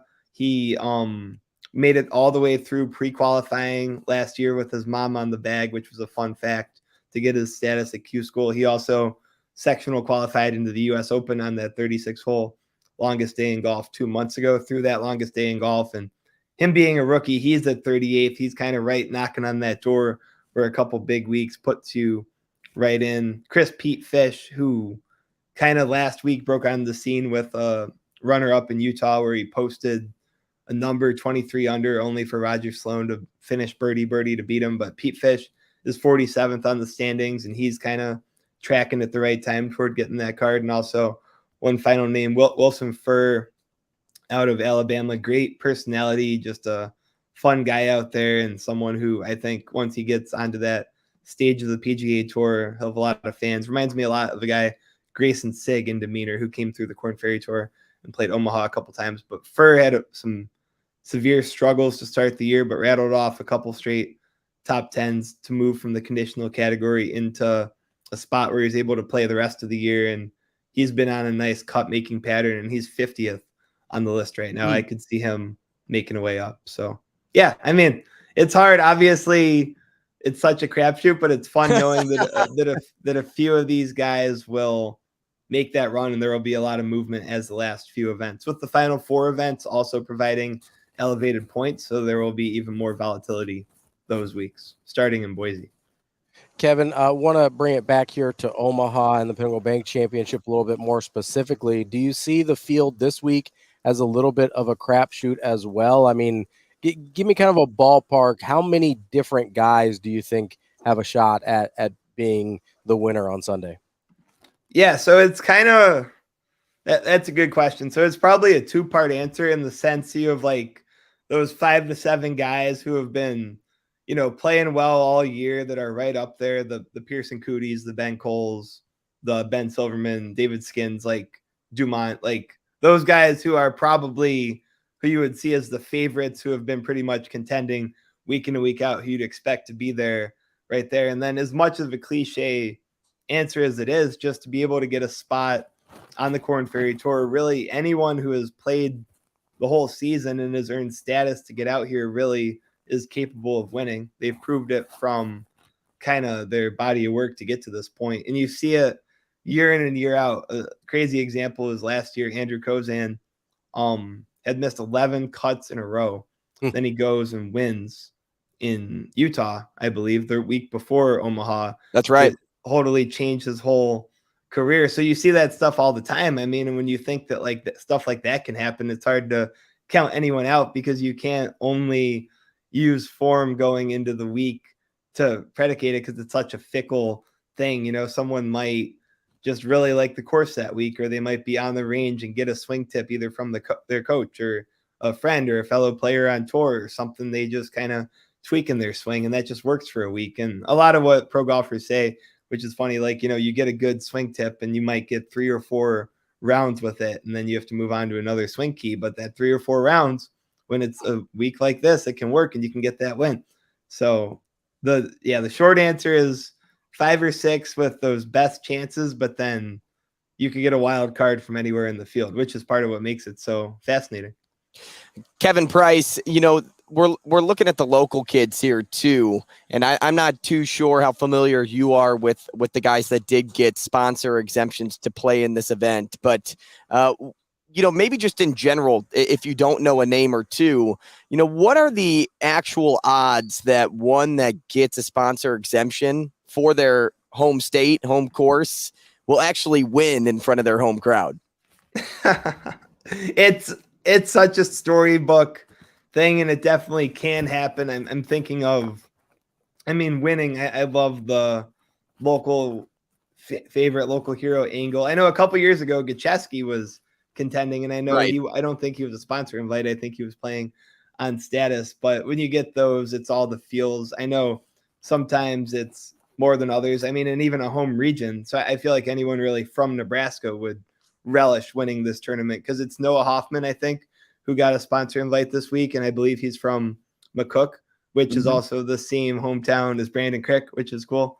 I know, small town. So to see a couple of guys, but a guy like Noah Hoffman, it's interesting. He has conditional status this year. So he made it to final stage, and he's had some success on the mini tour level. So a guy like that, even without the Korn Ferry Tour previous success, you never know when someone could pop off and win. He was good enough to Monday qualify into the 3M Open on the PGA Tour a couple weeks ago. He struggled there, missed the cut, but to have that game and experience, that could serve him well. Luke Kluver, I believe he made the cut a couple years ago here, or he's definitely played here a couple years. And as crazy as it would be for someone like that who's not really playing at a full-time level to go and win, it can happen. And obviously those are the stories that are so fun to follow. I see Carson Shockey as well. I know he played here a couple years ago as well. I remember he played with his brother. We did a package on that, which was fun. They were great to work with. But to get the sponsor invite, you've clearly done something with your game and your resume to impress. And the beauty of golf is it's a 4-day thing. Whereas even if these guys, they don't quite have the game to play a whole season and necessarily finish top 30 and get their tour card, maybe they do, but maybe they don't. At this point, they could still rattle off that 4 days where they're better than anyone and win. And that's the beauty of golf. Kevin, you mentioned kind of some of the stories, obviously the sponsor exemptions with the hometown, home state kids, but do you have a favorite story on the Korn Ferry Tour this year? A lot of what we've heard is, just how personable these players can be while they're on this tour and things like that. But do you have a personal favorite story of a player this year? No, that's a great question. I think a story I'll highlight is Tom Whitney. He's a guy I remember it was actually a couple years ago. I did a piece on him in Omaha. It was a tough time. He was just coming back. His brother had actually just lost his brother, Bob, his close friend and brother, to suicide. And Tom is it's a story of perseverance. He's a longtime pro. He spent 5 years in the Air Force. He was actually a nuclear missile operator. So he was a serious Air Force, in the bunker, doing it all. He's just a family guy. Him and his wife have a bunch of kids. He dabbles in property management at home to help pay the bills, to make sure they have steady income while he's out on the road chasing their dreams. He's been close before. A couple years ago, I remember in Columbus during one of the finals events, he missed a 3-footer on the last hole Friday to miss the cut, and that kept him from getting his tour card, essentially. So he's been on that line. He's been around a while, and he's at 19th on the points list now. And he's 34. He'd kind of tell you the same thing. At that point in your career, you got to take the chance when it comes. It's not getting any easier to get this card. The kids are coming out, hitting it longer. The fields are getting deeper.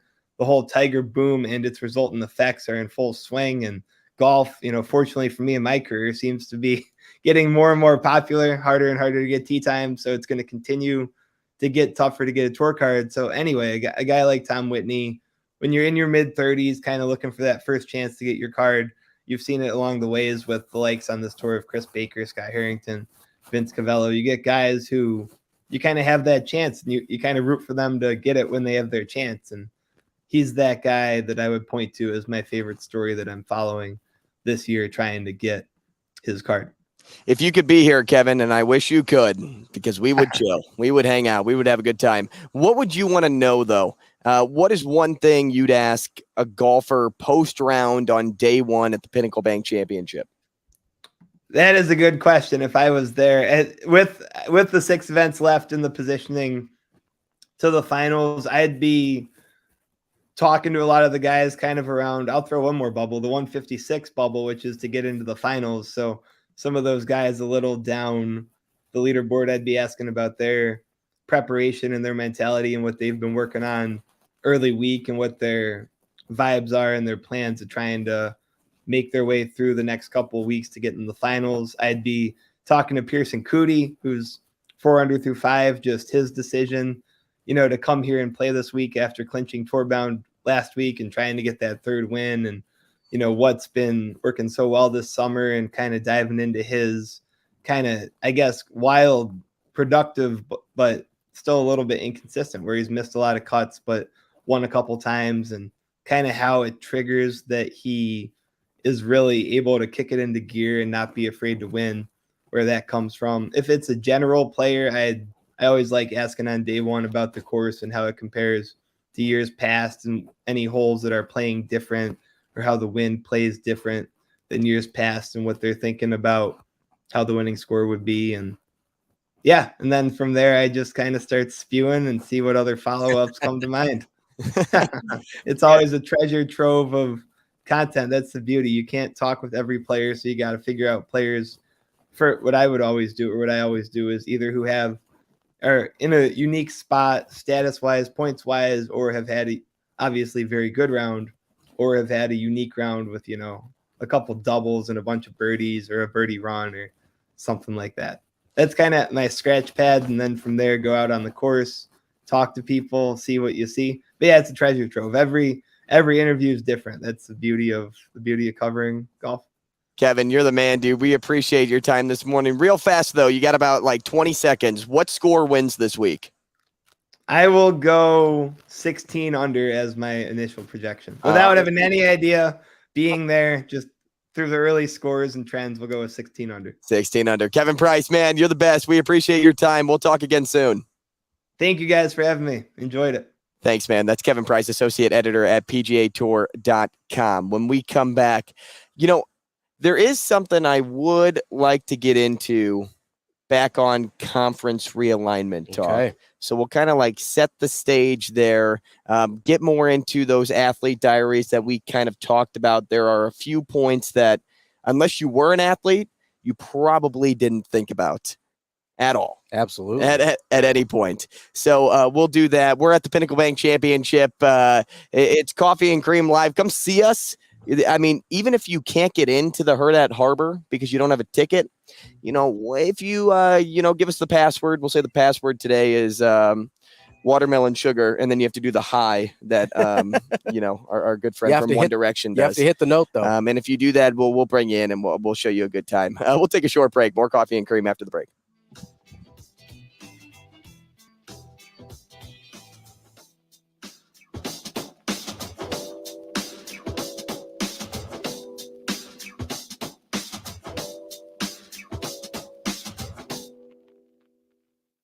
Rogers and Benning will be back in 5 minutes.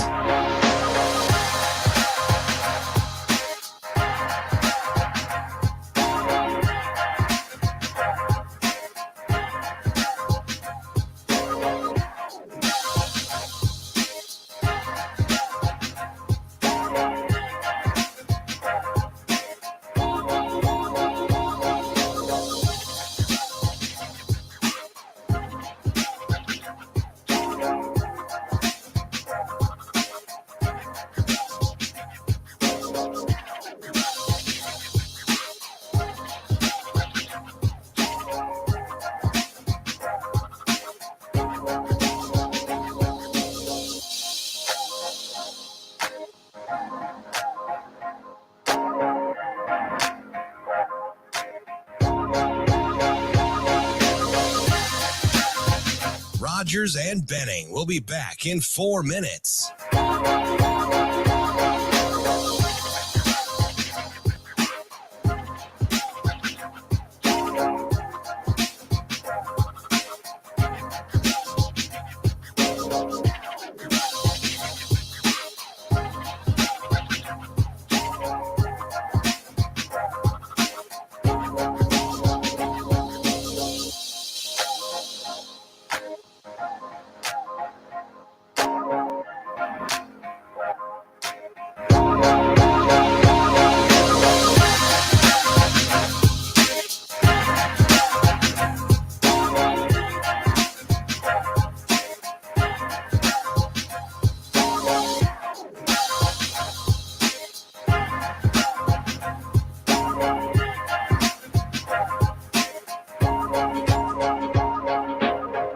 Rogers and Benning will be back in 3 minutes.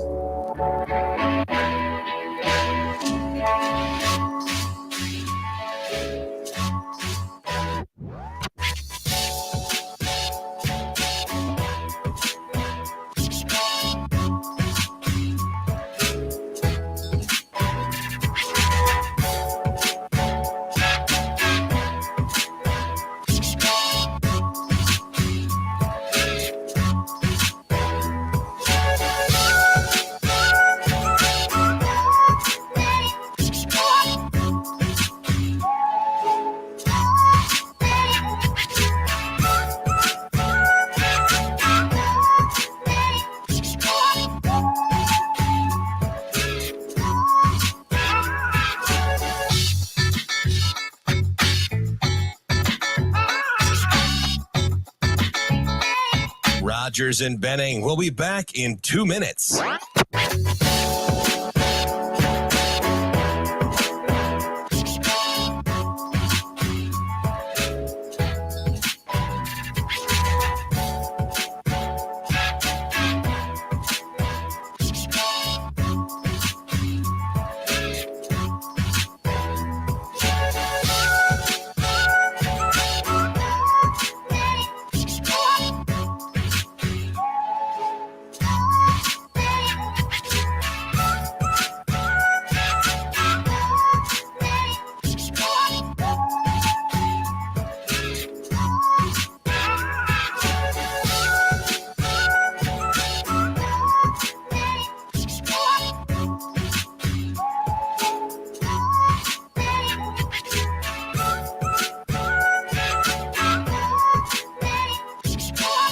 Rogers and Benning will be back in 1 minute.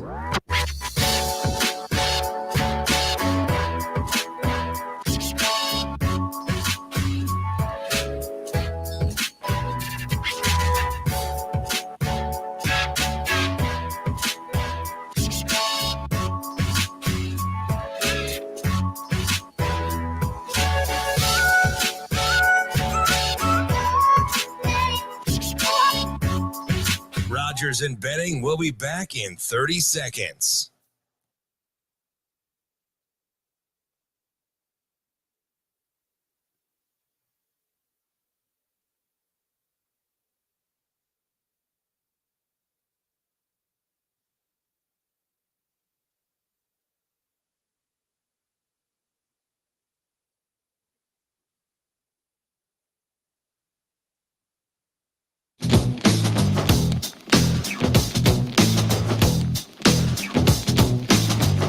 Coffee and Cream with Rogers and Benning on Hail Varsity Radio.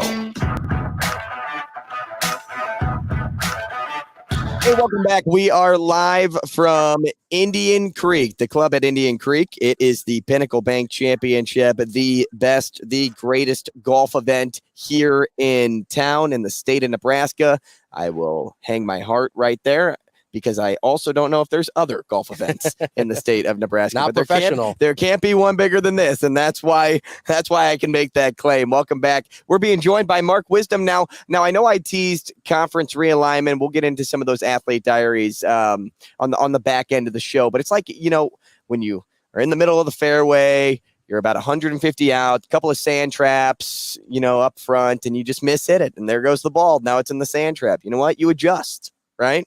You take out a different club, and now you're back on the green, and that's what we're doing now with Marc Wisdom. Marc, good morning, Executive Vice President over at Pinnacle Bank. How you doing? Morning, guys. Thanks for having me on. Doing great. It's a beautiful day out here at Indian Creek. Yeah, can't beat it. Are you going to be hanging out at 18? Is that kind of your home this week? 18 is our home. That's where we have our chalet. But, I like to walk the course, and my special spot out there is right behind 15 green, actually. Really? Okay, why? What makes that the special place for you? 15 green, it's a par 5, but a lot of guys can reach it in 2, so it's fun to see them come in from there. And then in between holes, you can walk over to hole 13, it's par 3, and see them hit into there as well. So you can kind of see a lot of shots right in that area, and it's a pretty easy walk from the clubhouse.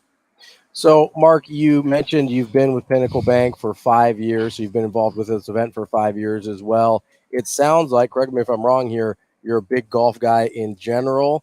How often do you kind of get out and play? And I guess outside of Indian Creek, obviously, where's your favorite course in town? Yeah, that's fair. So I grew up out in western Nebraska. My dad was actually a high school golf coach out there in Lexington. And then one of your earlier guests today, Brett Balak, was my college golf coach. Okay, at Wesleyan. He did inform us of that. Yeah, at Wesleyan. So there you go. Golf's been a part of my life for a long time. And now I have 2 girls, high school girls, that are both playing golf. So it's fun there. But our favorite course in town is Happy Hollow. Okay. Now here's the question I was saving. Ravi, great segue for me. It's like we planned it almost. Almost, we winked. So, Marc, you played for Brett.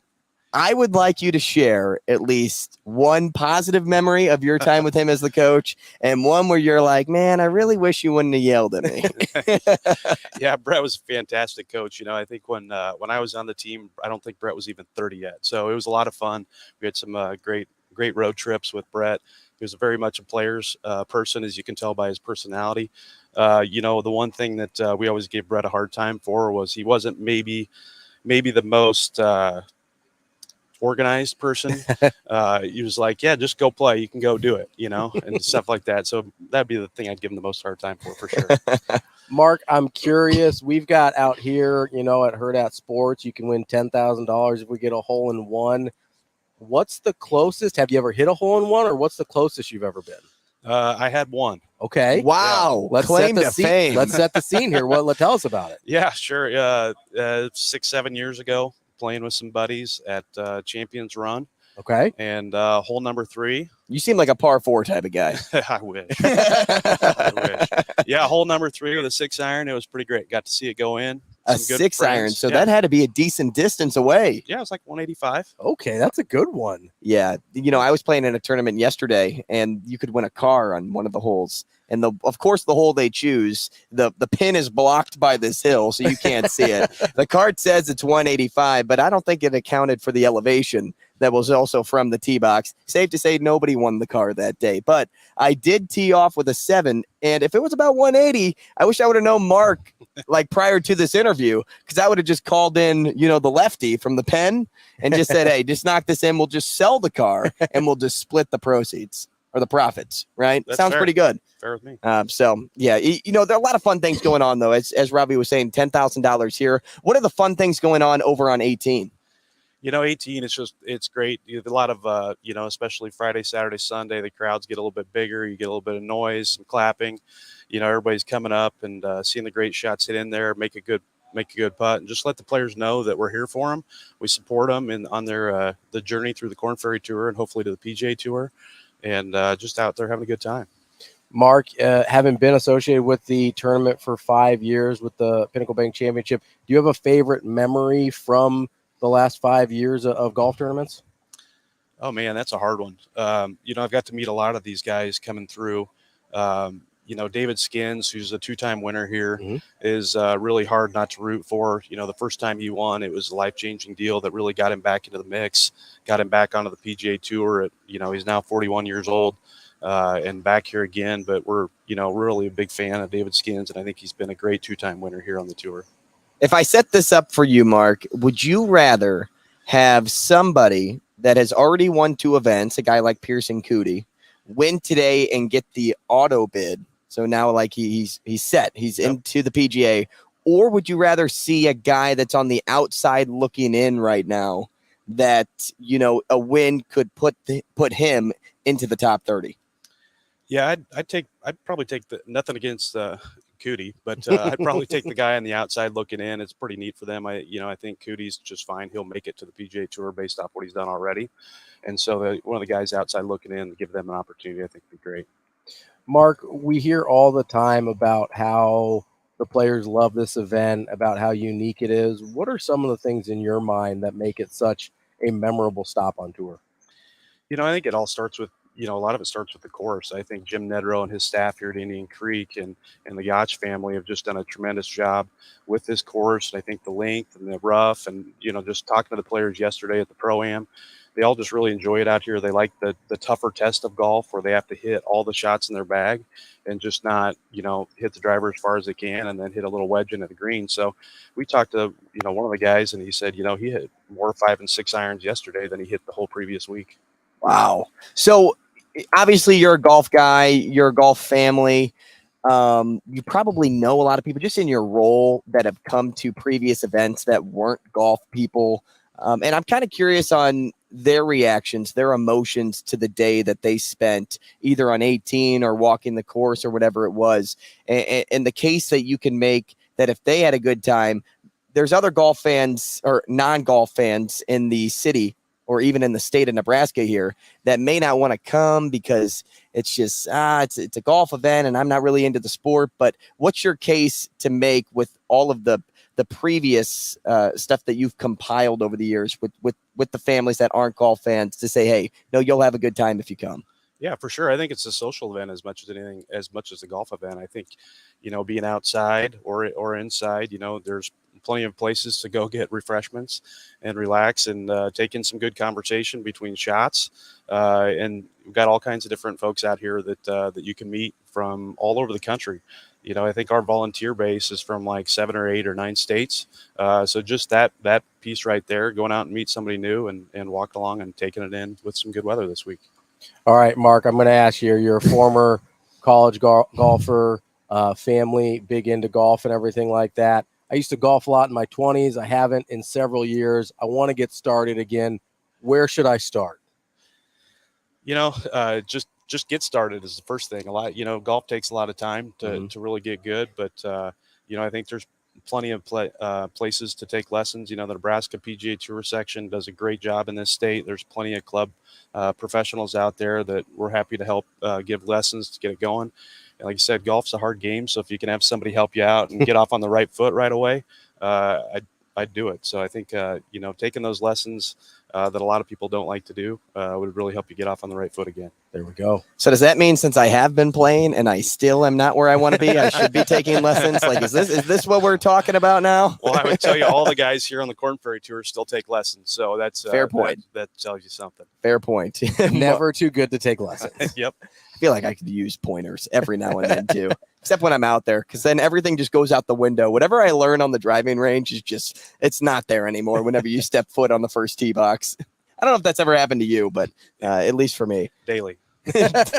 Mark, we appreciate your time, man. Thanks so much for joining us here. Enjoy the event. Enjoy not only the social side of things, but also enjoy your little spot over on 15.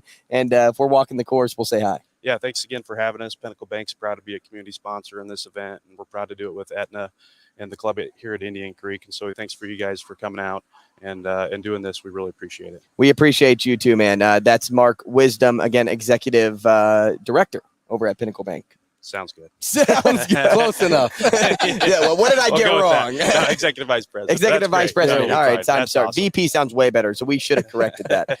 Executive vice president over at Pinnacle Bank. Apologize for that. We will take a break. We'll come back. Again, we're live over at the club at Indian Creek. It's the Pinnacle Bank Championship with Ravil Lulla, Andrew Rogers. Lots to still get to. We have Michael Bruntz coming up at the top of the hour. We'll talk to him. Coming up next, we'll get into a little bit of our sports gambling side. Like, let's just pluck it right out of the heart and say, this is where we're putting our money this week. We'll do the sports six pack to close the show. We'll also get into some of those athlete diaries, the conference realignment right about 9:30. All right, let's take a short break. When we come back, more CNC then.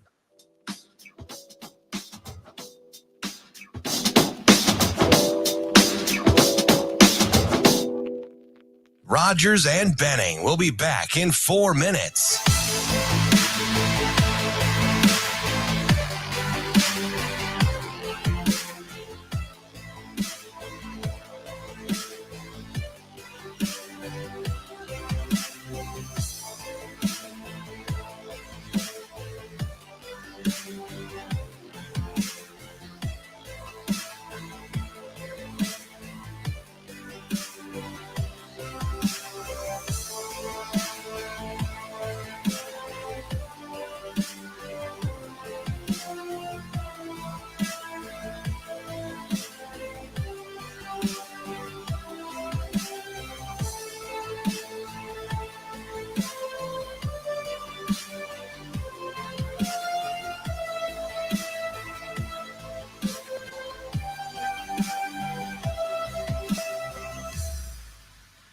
Rogers and Benning will be back in 3 minutes.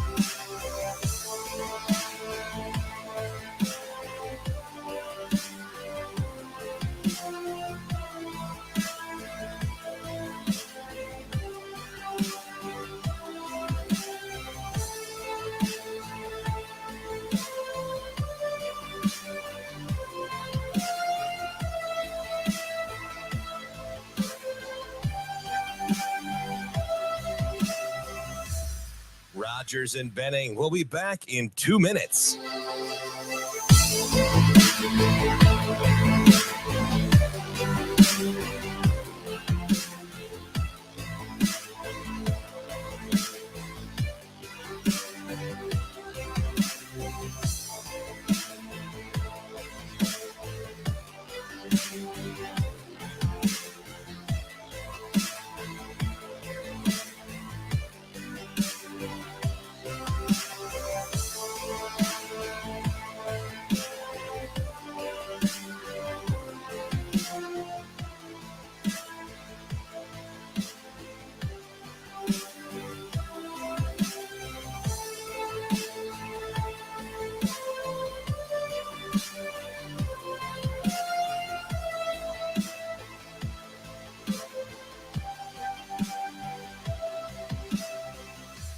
Rogers and Benning will be back in 1 minute.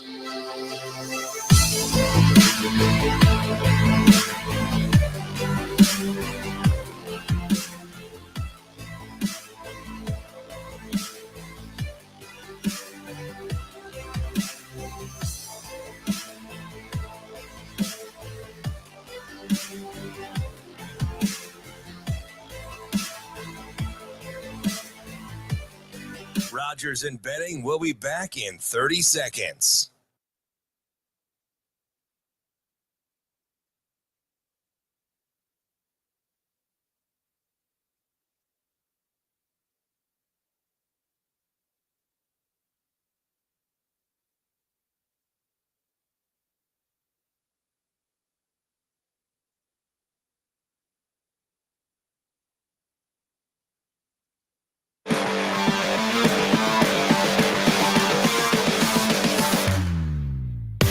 Coffee and Cream with Rogers and Benning on Hail Varsity Radio. Now, Vegas insider, senior handicapper, and fan of the cold Budweiser bottles, Brian Edwards. It's got to be touchdown, touchdown, touchdown. Brian Edwards. I don't really love it. Brian Edwards. The way they're using the cream cheese to butter the bagel. Brian Edwards. I'm going with the cowgirl. Here is Brian Edwards.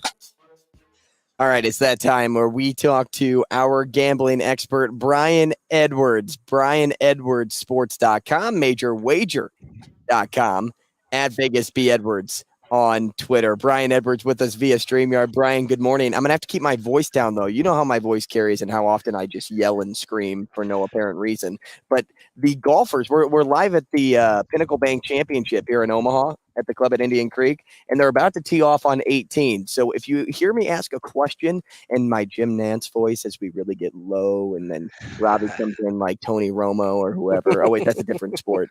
Then you'll know. But hey, B, good morning. How you doing? Good morning, gentlemen. Well, that's a solid event to be at. But when I first saw you guys, I thought you were in Nebraska's early morning practice. Not so much. Not so much. Here we are just getting our golf fix in. There you go. Nothing wrong with that. So, hey, you were just out and about in Tallahassee. You told us you were doing the uncle thing this past week. So you've kind of been away from things. Well, I mean, I have been in tune to what's going on. I just haven't got a chance to study UFC for this weekend yet, but my jumper is still alive and well as I put it on my nephew in his driveway yesterday. And I I had to dust the rust off the 30-foot jumper, but it was still there yesterday. Playing in flip flops too. Hey, did you happen to watch the Jake Paul fight last weekend? I did, and I won. I won big money. No I went. way. Yeah, I What did went. you do? I went. The fight to go the distance, plus 160. But my biggest bet was for the fight. Well, will it make round 8? Yes. I knew that Jake Paul was not knocking out Nate Diaz, and I almost did Jake Paul to win by decision, but I didn't, and that was plus 250. I really would have cleaned house, but I couldn't root for that guy. But I figured that's what would. I went to a little party. I walked in. I was like, look, the most likely scenario is Paul by decision. You know, Nate's never fought at 185, but if anybody thinking this guy's going to knock Nate out with 10-inch gloves when he's used to, nobody can knock him out with 4-inch gloves and knees and elbows and all that. And I was like, this guy's not knocking him out. Although he did knock him down and had him in a little bit of trouble, but he bounced back. I mean, so it was good. I mean, obviously I wish Nate would have won, but it was pretty entertaining, I thought. I mean, it wasn't like for boxing junkies, it certainly wasn't the most aesthetically pleasing, but I thought it was entertaining. Brian, I want to stay in Tallahassee there with you for a minute. The coaches preseason poll came out. Florida State was at 8. I know we've talked some college football win totals with you before. I've been looking at that Florida State. I've got them at 10 right now. Is that the number you've been seeing? And it's pretty even money, both the over and under. How do you feel about Florida State this year? And because it seems like there's a little bit of hype train in Tallahassee. Yeah, there definitely is, and they are the off-season darling. And look, man, Jordan Travis is legit. If you watch the Florida game on Black Friday, the Gators should have won that game, but Jordan Travis just was the best player on the field. Made some crazy play. I don't know if y'all remember Bo Nix, Auburn at LSU 2 years ago when Nix ran around and made those crazy big plays when it looked like he was going to get sacked multiple times for like a 25-yard loss. We had 2 plays just like that with Travis. Had him dead to rights. He wiggles out, and then he throws for a touchdown on one of them, and then he runs on 3rd and 10 for like 15 yards to give him 1st and goal, and he won that game for him. And they did a great job in the portal. I'm already saying too many nice things about my arch rival, but no, keep them coming. I kind of like Florida State. You just keep them coming. They got Jared Verse coming back from the NFL draft. I mean, they got a good squad. Yeah, no doubt. And look, I mean, the only games where they're not going to be favored are LSU and Clemson, and they're barely not favored in both of those. Coin flips, right? Yeah, most books are at last look 2 or 2.5. They're underdogs against LSU, and I've seen them anywhere from 1.5 to 3-point underdogs at Clemson. They should be favored everywhere else. I would say a tricky spot is going to be at Pitt. November 4th, especially if Dracovic, meshes with his old OC from Boston College, who's the OC at Pitt now. That could be a tricky spot in a cold weather game. And we'll see where Florida is. I don't think Florida is going to be very good, but they're young. Maybe late in the year that they might maybe have a little something for them. Where I concern myself with FSU is their defense. They gave up 38 to Florida a week after the Gators could not score at Vanderbilt, and then Oklahoma was missing all those guys and had more than 500 yards of offense in that bowl game when all FSU was everybody in, no opt-outs. Oklahoma had like 5 opt-outs offensively, and FSU had to get a last-second field goal to win. So we'll see on their deep, but he hit the portal well, and they've been the off-season darling. So with the off-season darling, normally trips up somewhere where you wouldn't think. If they lose those 2 close ones to Clemson and LSU and get tripped up at Pitt, they could go under 9.5 or 10. I've seen the win total at 9.5 or 10 at different prices. So we'll see. We'll see. They got a lot coming back. But they did lose their toughest games last year. They lost to Clemson, NC State, and Wake, and had close ones with Florida and Oklahoma down the stretch. So we'll see. B, we found ourselves talking about USC a lot this week, and I was just looking at their win total again, because if I remember correctly, when you released your rankings, you had USC at 11, if I'm correct, and the coaches poll has USC at 6. So I'm like, I got the curious case of B probably leaning under here than over, but I'm still going to ask, based on the schedule, when you look at them up and down, they do have to play Notre Dame. They play Washington, of course, UCLA and Oregon, but the over under at 10 right now is plus 100. If you take the over, would you gamble and think that USC only has one loss this year? So I think they have a great opportunity to get the CFP, just like they did last year. And, if Caleb Williams doesn't get hurt in the Pac-12 game, who knows? But, I mean, Utah was dominating the line of scrimmage that night. So I have USC 10, so you're only one off there, Andrew, on my preseason power rankings. I just don't trust their defense. I know they added a ton they got 15 transfers, 9 4-stars, and quite a few of those were on the defensive side of the ball. But look, they were plus 22 in turnover margin last year. I don't think that's sustainable. And, now part of that is Caleb Williams not turning the ball over. So they probably will be plus in turnovers again, but like maybe plus 8 to plus 10. I can't see them being plus 22. The defense gave up 29.2 points per game last year. Again, they've added talent, but I just worry about the defense. And that conference is going to be tough this year. Oh, yeah. I mean, Utah's good. Oregon State's good. Washington's good. Oregon's good. UCLA, if the 5-star quarterback Dante Moore works out, and they got a couple of veteran transfers at QB, if Kelly gets good QB play, UCLA is going to be pretty good. So, we'll see. They miss Oregon State in terms of the schedule, but they got some tough ones, man. I mean, at Oregon, Washington at home, at Notre Dame. We'll see. They've got a good chance at the CFP. I think they've got the best offense in the country. I can't commit any preseason bets to them because I just still have my doubts about the defense. I have a lot of doubts too about Tennessee. Sorry to butt in over you here, Robbie, okay. Just because I was just looking up and down at their schedule, and then I looked at their win total, and over 9.5 is placed at 155. So expectation on losing just 2 games, right? Mm-hmm. In order to cash that. And I don't see that being possible at all, even with how highly ranked they are with them playing Alabama and Georgia. Yeah, they do get Georgia at home, and I think when Georgia comes there, they're going to come there 10-0 with 10 double-digit wins, and I think they get their first close game of the year. So we'll see there. Look, guys, I think Joe Milton's going to have a monster season. I used to question his accuracy. He's like Anthony Richardson, but maybe even bigger and maybe even stronger. And they've got better receivers, way better than Florida had last year.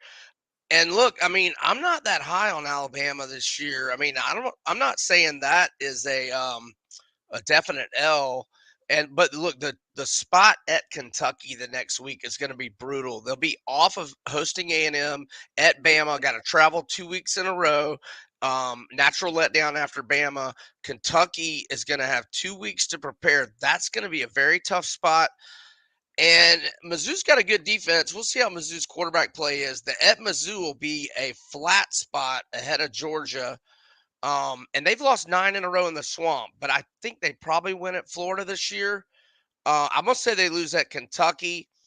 I think they will be probably 2-loss team going in the Georgia game. And I'm not saying they're going to beat Georgia. I'm saying that it will be a close game. We'll see. I think Joe Milton has a monster year. Heupel's done a great job. We'll see. I'm not on their over or under, but I think Tennessee's going to be good. I have them 8 in my preseason power rankings. Okay. People are high on Tennessee, man. They are. That's our guy, Brian Edwards, Vegas Insider, Senior Handicapper, MajorWager.com. Brian, as always, we love talking to you. We appreciate it. Fellas, y'all have a great weekend. Appreciate it. Hey, you too, man. I'm interested to know a UFC this weekend, though, too. I'm going to have to look at the card on my own now, thanks to B. Text me. DM me, bro. DM me. I'll look at it later today. I will, too. I will, B. I love you. We appreciate you. See you later. Thanks, guys. Michael Bruntz up next.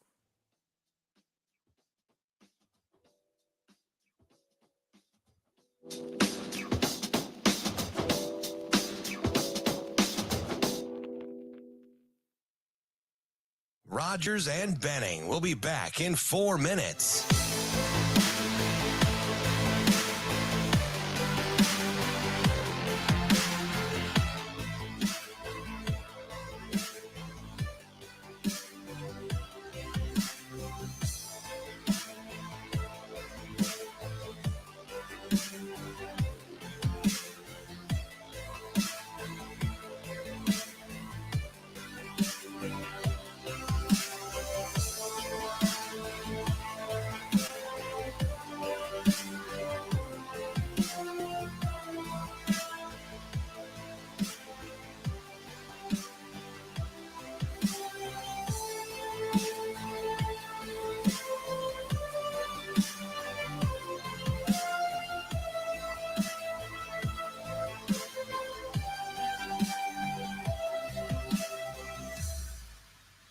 Rogers and Benning will be back in 3 minutes.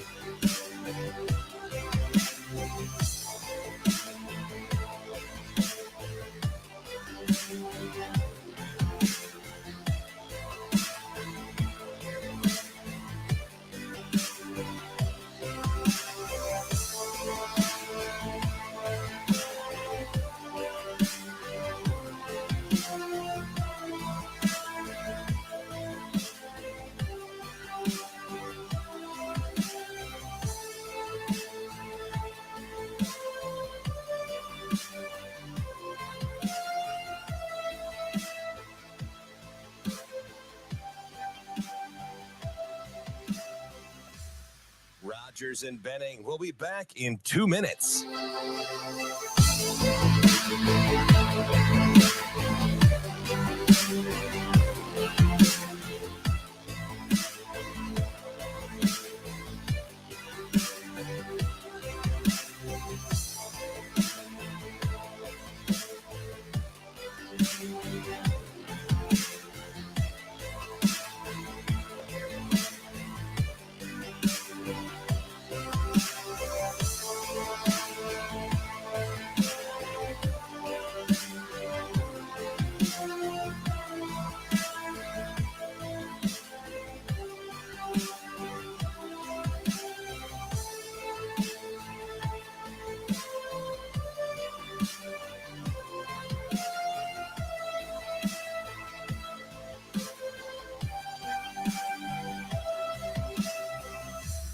Rogers and Benning will be back in 1 minute.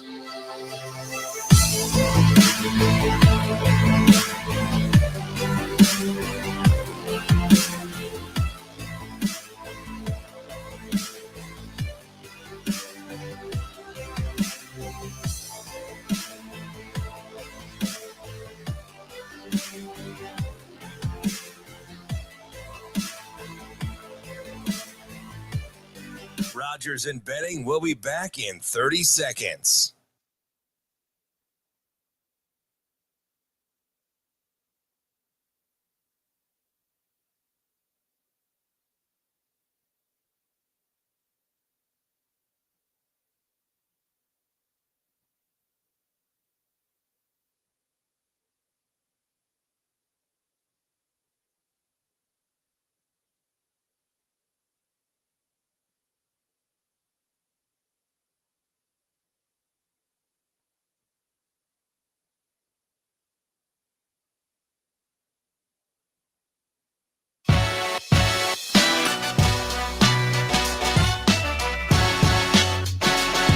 Coffee and Cream on Hail Varsity Radio with Andrew Rogers and Damon Benning. Top of the hour here on Coffee and Cream on ESPN Radio. We are live from the club at Indian Creek for the Pinnacle Bank Championship. And I know this comes as a complete surprise to everybody, but I have already gotten told to lower my voice when golfers are in the vicinity. I can't believe. The problem is we can't tell when golfers are in the vicinity. I can't believe that they actually had to tell me that, because I am such a low, soft-speaking individual. Yeah, I mean, generally we really have to tell you, like, hey, Andrew, talk Like, into the raise mic. up, you got to project right? your voice a little bit. You know, I know it's the one thing you really struggle with. To be honest, it's pretty nuts. I'll do my best to make sure that I come back to reality. Yeah, and lower my voice. bring it down. You know. Yeah. Which I get. I mean, really, I'll be completely honest. Like, when I'm golfing, I hate when people are talking in my backswing or this, that, and the other. We are in a difficult spot, though, where we are positioned, because it's 17 that we actually got the, I believe one of our course volunteers came over and said the caddy like threw up his hands or whatever. And I get it. Like, I really do. But what we're looking at here is a big black wall, and the stands are above us. So we can't even look to the right. Only thing I can see is black wall, sky, and folding chairs. That's all I got. Yeah. Michael's here, by the way. Thank you, Shaner. We appreciate you. So, yeah, that's just the pickle that we are in over at the Pinnacle Bank Championship. Let's talk to Michael Bruntz, senior writer for Husker 24/7 at Michael Bruntz on Twitter. He joins the show now. Bruntsy, good morning. How's it going? Oh, I just got yelled at for being too loud on a golf course. Can you believe it? Hey, they got to deal with it, right? I mean, people move around. It's part of the deal. You're not playing pub links anymore, guys. Bruntsy, lots to get to today.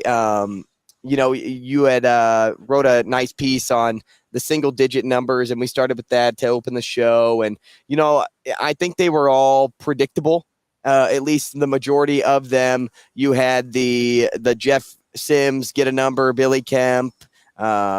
I'm missing one. Reimer. Well, Luke Reimer was the one I was going to end with. And Isaac Gifford. Isaac Gifford was one that he was highly talked about throughout this fall camp, this offseason. Luke Reimer was kind of, a question mark. Like, as much as he was an impact player last season, it was a situation of, okay, you saw him go to media day, but still people weren't overly convinced that you could see him as one of the guys on this team, that, you know, the guys on the team look at him as, hey, one in the top 10%. Was he a surprise to you? Were there any surprises to you with the single-digit first release? What are your thoughts there? Not really. I mean, of the four that would surprise me most, maybe Gifford, I guess. I mean, I guess I've always kind of been a little bit higher on Luke Reimer and what he is as a player. I have too. Maybe. And I think that wasn't a surprise to me. The fact that he went to Big Ten Media Days wasn't really a surprise to me. I mean, I don't think it's a stretch to say he's Nebraska's best defensive player. And I think, you know, really that's not really a surprise. I would also say too that the guy that, you know, Gifford has been talked about a lot in the last, you know, week or so. And I think he's going to be really important leadership-wise. But I think, you know, he was a little bit more – he maybe would have been like a second vote guy for me, you know, kind of thinking about it. So I don't know. I mean, I'll be curious to see what the next round looks like, because there's a lot of options. And what we still don't know is how the heck you handle linemen at this point. Like, as an offensive lineman, like if he gets voted, I mean, how does that work? So we'll see. Bruntz, that was, you know, you led right into my next question there. Coach Rule said there's going to be multiple kind of rounds of voting by the players throughout fall camp here. Is there some guys that you look at and say, you know, I think they could be up next in line for those single-digit numbers? And is there anyone on either side of the line, regardless of maybe how they handle it? And I don't know if you want a offensive lineman wearing number 3 or anything, but, you know, regardless of how they handle it, is there anybody on either of the lines that you think might be worthy of inclusion in the next round of voting? Oh, I think Ty Robinson. I think so too. Wow. I mean, you are plucking thoughts out of my head. Yeah. I mean, does he take a single digit number? Does he stick with the 99? I don't know. Maybe just goes to 9. based on how Matt Rule's talked about him in recent weeks, is Tommy Hill that kind of guy? Does he keep the zero? You know, a guy that was pretty vocal in the spring about keeping his number was Quentin Newsom, and I wonder if he's also going to be part of that conversation. So, yeah, I don't know. I mean, it's a toughness thing.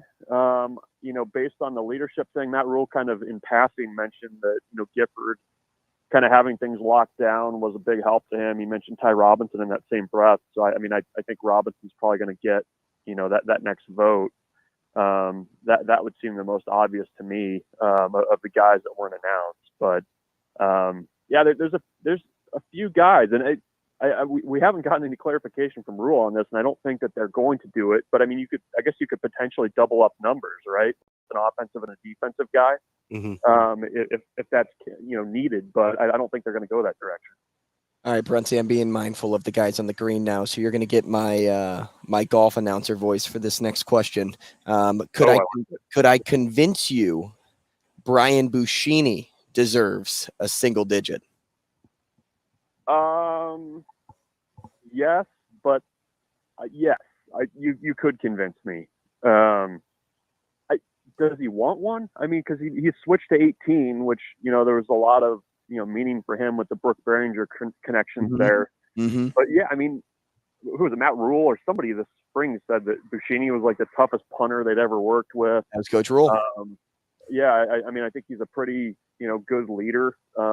He's pretty good at doing like the dad things at Habitat for Humanity over the summer. I appreciated that he could do those things with the hard hat and the measuring and things. But yeah, I mean, you could sell me on that. I mean, you could probably sell me on a guy getting that single digit who is not a starter on offense or defense, but maybe a special teams contributor. I don't think that would be a stretch either if there's you know, the team sees somebody that makes sense. And I think there's a few guys that are going to be, you know, really valuable, you know, all playing on all special teams, coverage units and return units, things like that. I could see that too. Bruntz, am I reading too much into the fact that with Jeff Sims, obviously they've got an unquestioned starter at quarterback. They've got a guy that they felt comfortable sending to media days. Now you have a guy elected by his peers to receive one of the single digit numbers. Does this mean anything? Does it translate to anything on the field in your mind, or is it just kind of nice to have your quarterback be seen as a leader? It's nice to have it. I think it reflects well on Jeff Sims, given that you're a transfer and you come in and you seemingly won over the locker room pretty quickly.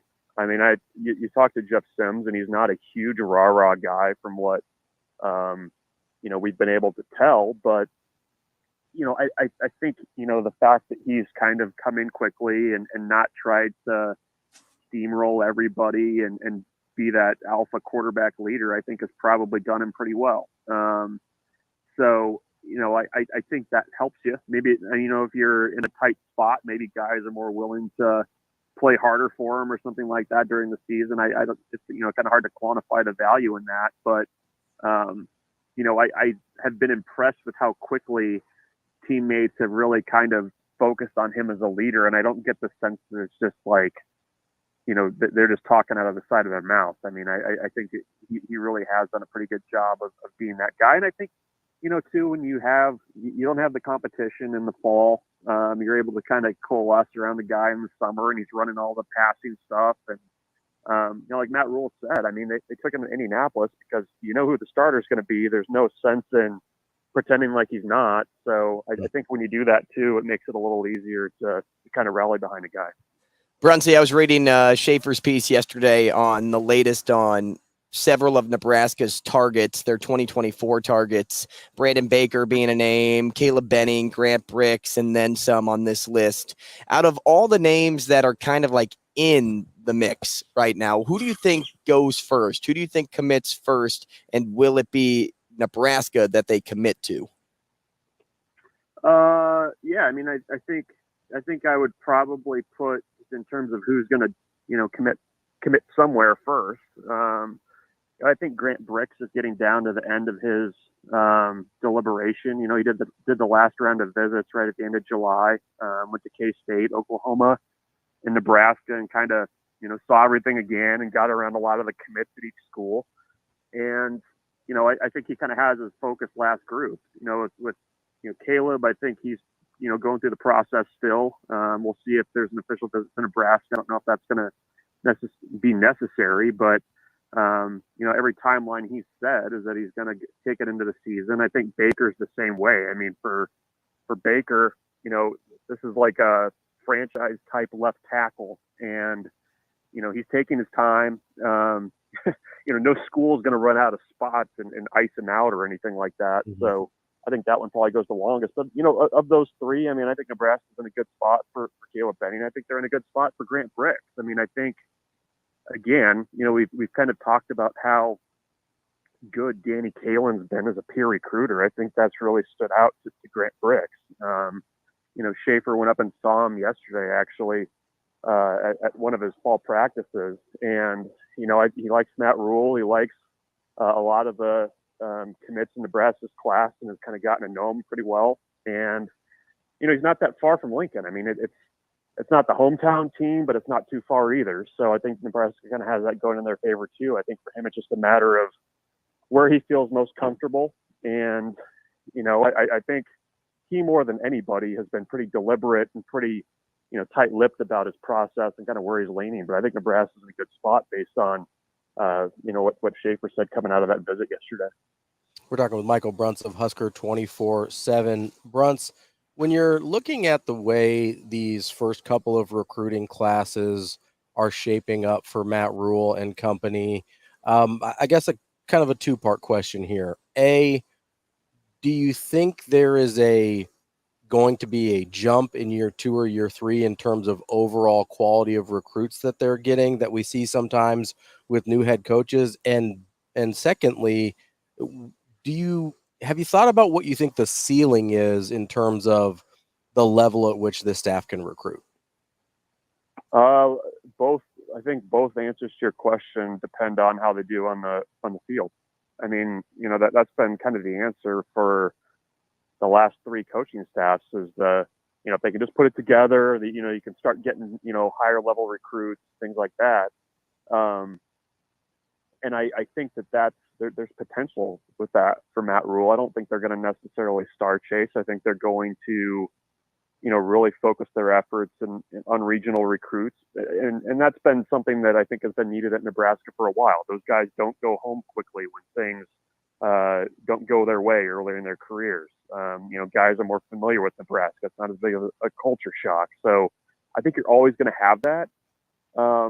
And you know, with this staff too, I think they're always going to, you know, look for the Rex Guthries and the Callan Bartas and the guys that show up at their camps and broad jump 10.5 and run 4.4s. Like that's always going to be a piece of it. I think, you know, what maybe helps them and you know, was probably the case in the 25 class going forward is now they're finally caught up. I mean, you have to understand that when you're recruiting kids, it's not just a 1-year thing. I mean, now with the way things have sped up, you've got to be on kids, you know, when they're sophomores, for some of the bigger name guys and the higher rated guys and, you know, sometimes even earlier than that. So this staff can build relationships and with the value of time and being able to kind of figure out where they're going to go in terms of, you know, offering kids and building relationships and stuff. I think you will see a little bit, you know, a few more of those kind of higher rated guys, but it's not like this class is lacking for that either. I mean, I think there's still, you know, some room for Danny Kalen to rise in the rankings. I mean, you're just talking about potentially getting a guy like Grant Bricks, who's a top 150 player. Mm-hmm. Carter Nelson, you know, same thing. I mean, he's a top 100 player. So they're already getting those guys. And I think with the addition of more time, you'll see more of those guys, you know, mentioning Nebraska more frequently, and especially if they can get it done on the field this fall too and show some progress. Hey, Bruntz, I'm thinking about conference realignment again today and how it affects every sport but football. And you're a big baseball guy. And not that Nebraska is going to have a huge issue with it outside of maybe like playing in a multitude of weather conditions. But this is the Midwest. We play in a multitude of weather conditions all the time, every season. But in regards to recruiting and choosing a school for those up and coming for a sport like baseball. Do you find it with a big change like this that we're seeing that local kids may choose local over going across the country for every variable in the book with your parents being able to see you play, less demanding travel schedule, things like that? How do you think recruiting is going to be affected by this big shift and realignment? Yeah, it's an interesting conversation. I mean, baseball is a little unique too because it's not a full scholarship sport. So, there's a lot of things kind of money-wise you have to factor that kind of relate to each individual recruitment too. I mean, if guy's getting a 3/4 scholarship versus, something less than that, that's a significant decision they have to make. In terms of how Nebraska operates, I mean, with the way this staff is comprised right now, they're heavy on local, regional, not even the 500-mile radius, but even closer in than that. And they're going to be huge in Texas. I mean, that's just, with Rob Childress, with Lance Harvell, both being Texas guys, Will Bolt being a Texas guy. I mean, that's going to be the bread and butter for Nebraska. I am eager to kind of see how, as it relates to the Big Ten, how you kind of make this conference work as a baseball conference, because, you've got Oregon that's dumped a ton of money into baseball. Washington is good at baseball.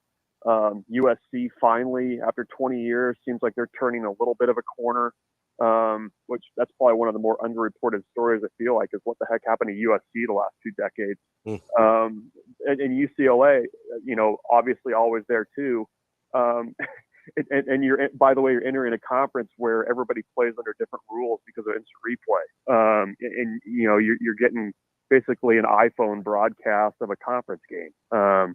It's a very, different way of life. And I'm curious to see how that all kind of comes together. But recruiting wise, I don't think a ton changes for Nebraska, with the way they're going to approach things.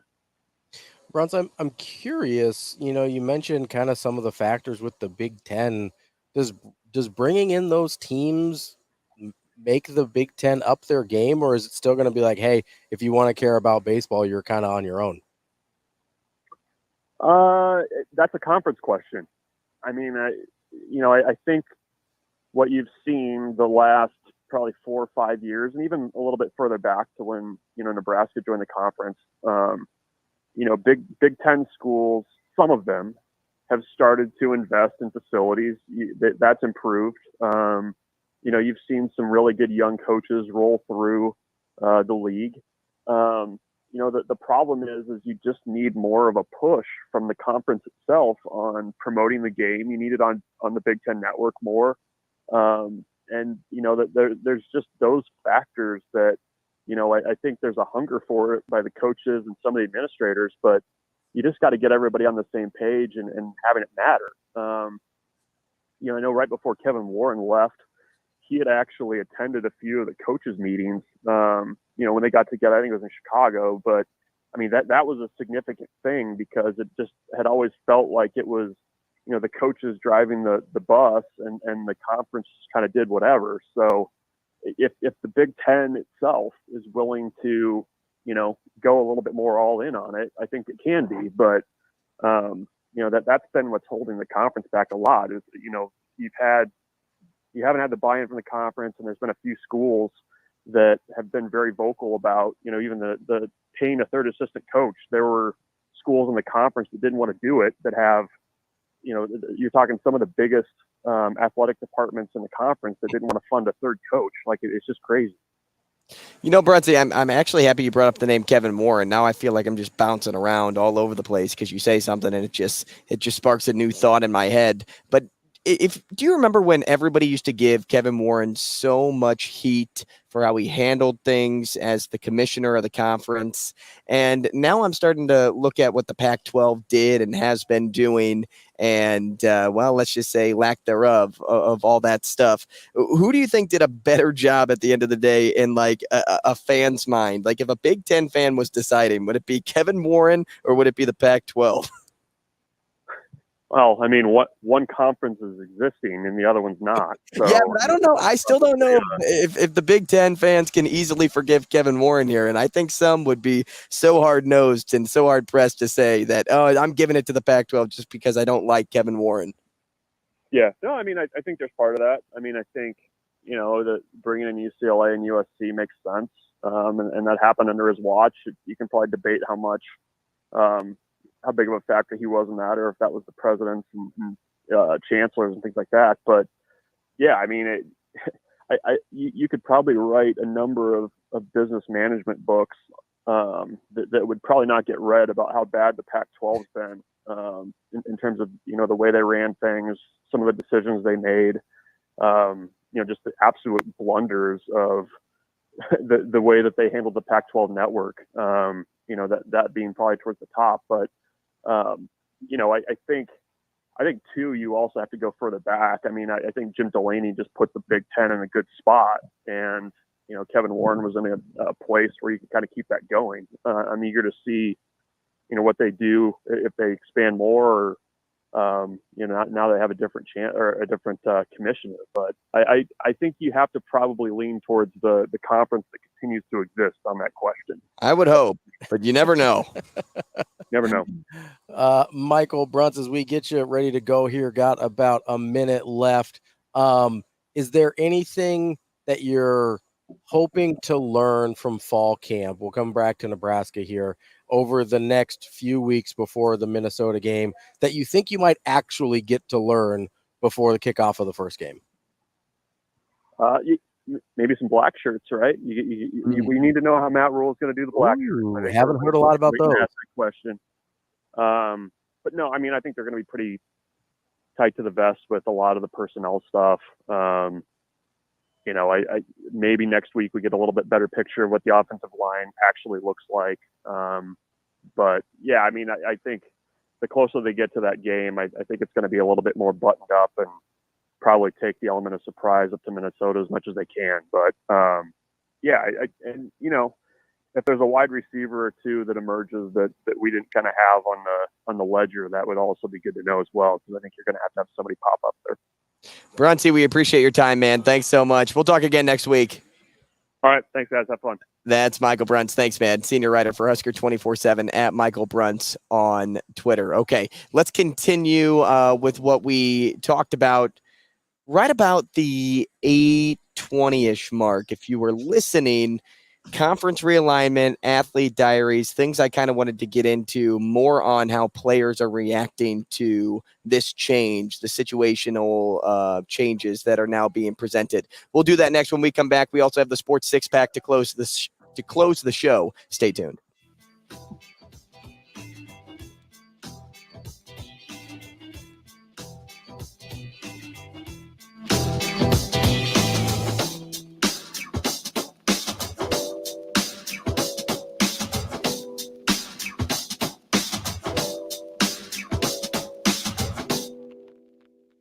Rogers and Benning will be back in 5 minutes.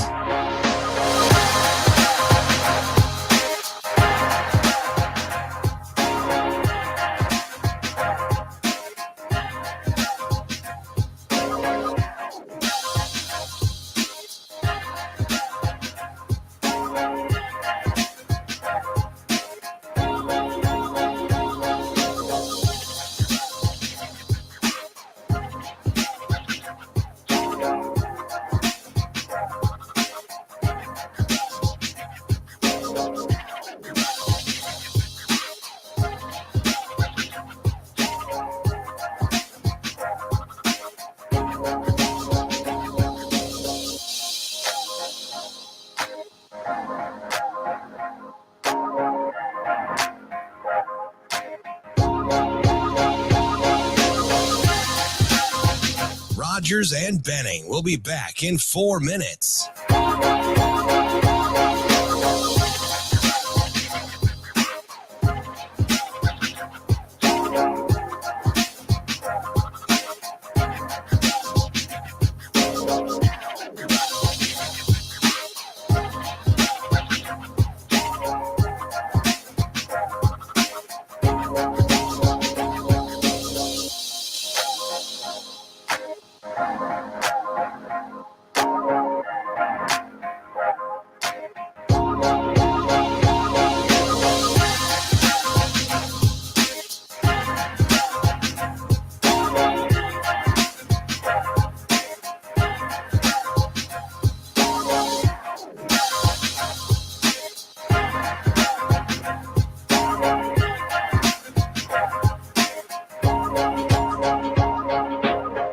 Rogers and Benning will be back in 3 minutes.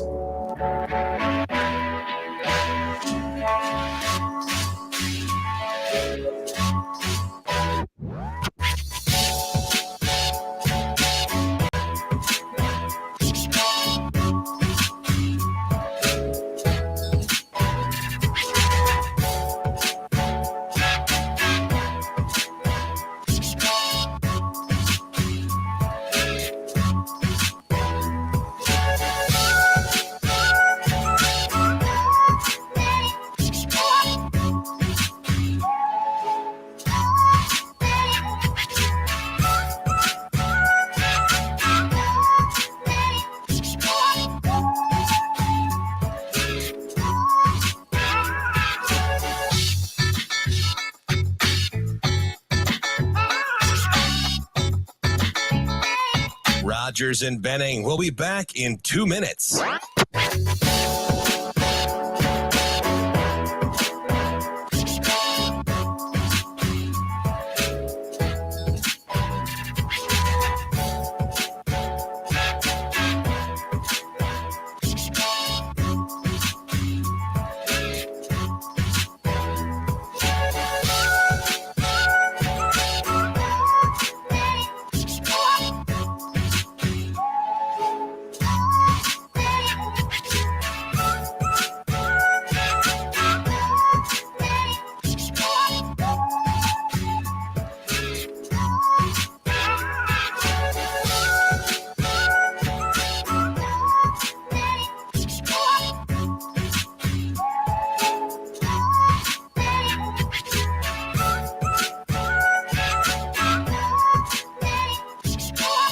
Rogers and Benning will be back in 1 minute.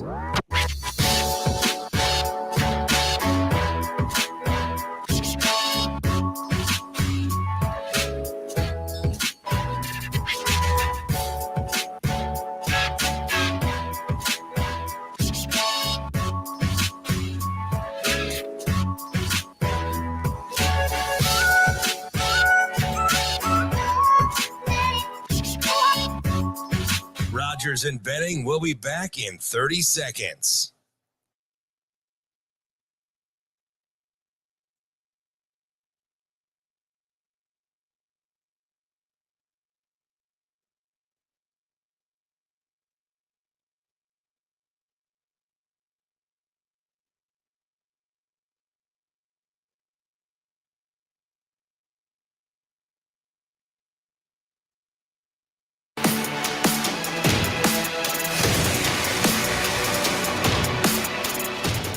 Coffee and Cream with Rogers and Benning on Hail Varsity Radio.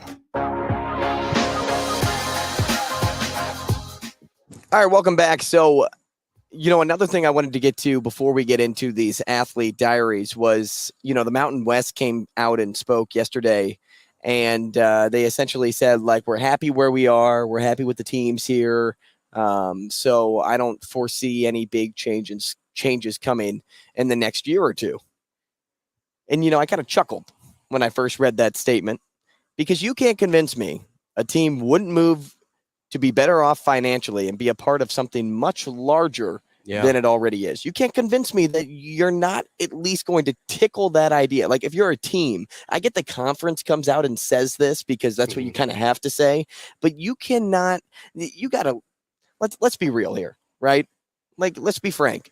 If I had the option to go to the Big Ten or the ACC from, like, I'm Boise State. I've been a really good football team for the last 20 years. I've always been competitive. If I got asked to go to the ACC because Washington State and Oregon State were there too, and, you know, they expanded more, or, you know, Boise State got asked to go to the Big Ten, whatever it is, you're saying yes.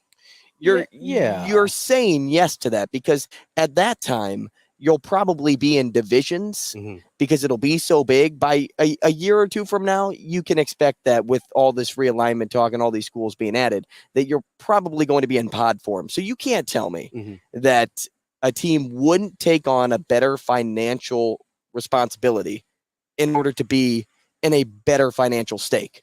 Well, and it's not just the teams, right? You're also looking at, okay, if the Mountain West thought they had a realistic shot of landing Stanford and Cal, you're telling me they wouldn't do that? And they probably don't, right? They probably are going to the ACC, or I'm guessing not the Big 12, but who knows? If they have an opportunity to go to one of those conferences, they will. But, you know, the ACC met on those two teams yesterday, and they didn't get to the point where they actually were going to take a vote on it. So it's a little up in the air still whether or not the ACC finally makes a move on Stanford or Cal or not. And so maybe you can't tell me that if Stanford and Cal come knocking on the Mountain West Conference door, that they're not opening that thing expeditiously, right? Like, they're opening that thing in a hurry. Kind of going off that kind of got me thinking, because we've, you know, and Bruntz said, you know, we've assumed this whole time that the Pac-12 is just going to cease to exist, which is the most likely scenario, right? But is it at all possible that they kind of try to do what the Big 12 did a few years ago and start bringing in some of those, like you could bring in a Boise State, maybe a San Diego State, maybe a Colorado State, some of these teams that, yes, they are a next level down in terms of programs, but they probably have larger ambitions for their athletic departments. I know Boise State does for sure. I'm just curious if that's at all an option, or if because of where they're at in the TV negotiation process, where it expires after this year, that they just don't have a chance to do that. I don't want to misspeak here. I do believe the Pac-12 will cease to exist after this year, but I don't know that it's like a 100% foregone conclusion. I mean, if that makes any sense, like I think there are. Like, you'd have to be crazy if you're the Pac-12 conference not to be trying right now, right? Like, it's like they're just going to throw their hands up and be like, well, I guess we're dead. Yeah, you don't wave the surrender flag. Not yet. No. Not until you have to. Especially when you still have teams there. Right, until the other four teams find a home and say, we are out. But you also have to tell these teams, like, hey, we're doing everything we can to rebuild this thing. So don't leave yet. Yeah. Like, and you know what? If you want to give me a timeline, if you want to give me a hard out of, hey, if by December 15th of this year, we don't have a good, we don't have a good plan on what's about to happen, or we don't have teams saying yes to us, then okay, I would pursue other opportunities. Well, even having, you could put some incentives in there for the four teams that stay. Say, hey, you get a larger share of this next TV deal to kind of make up some of the gap. Because listen, if you're going after group of 5 college football teams, then they'll probably be willing to take a little less because it's more than they're getting now, right?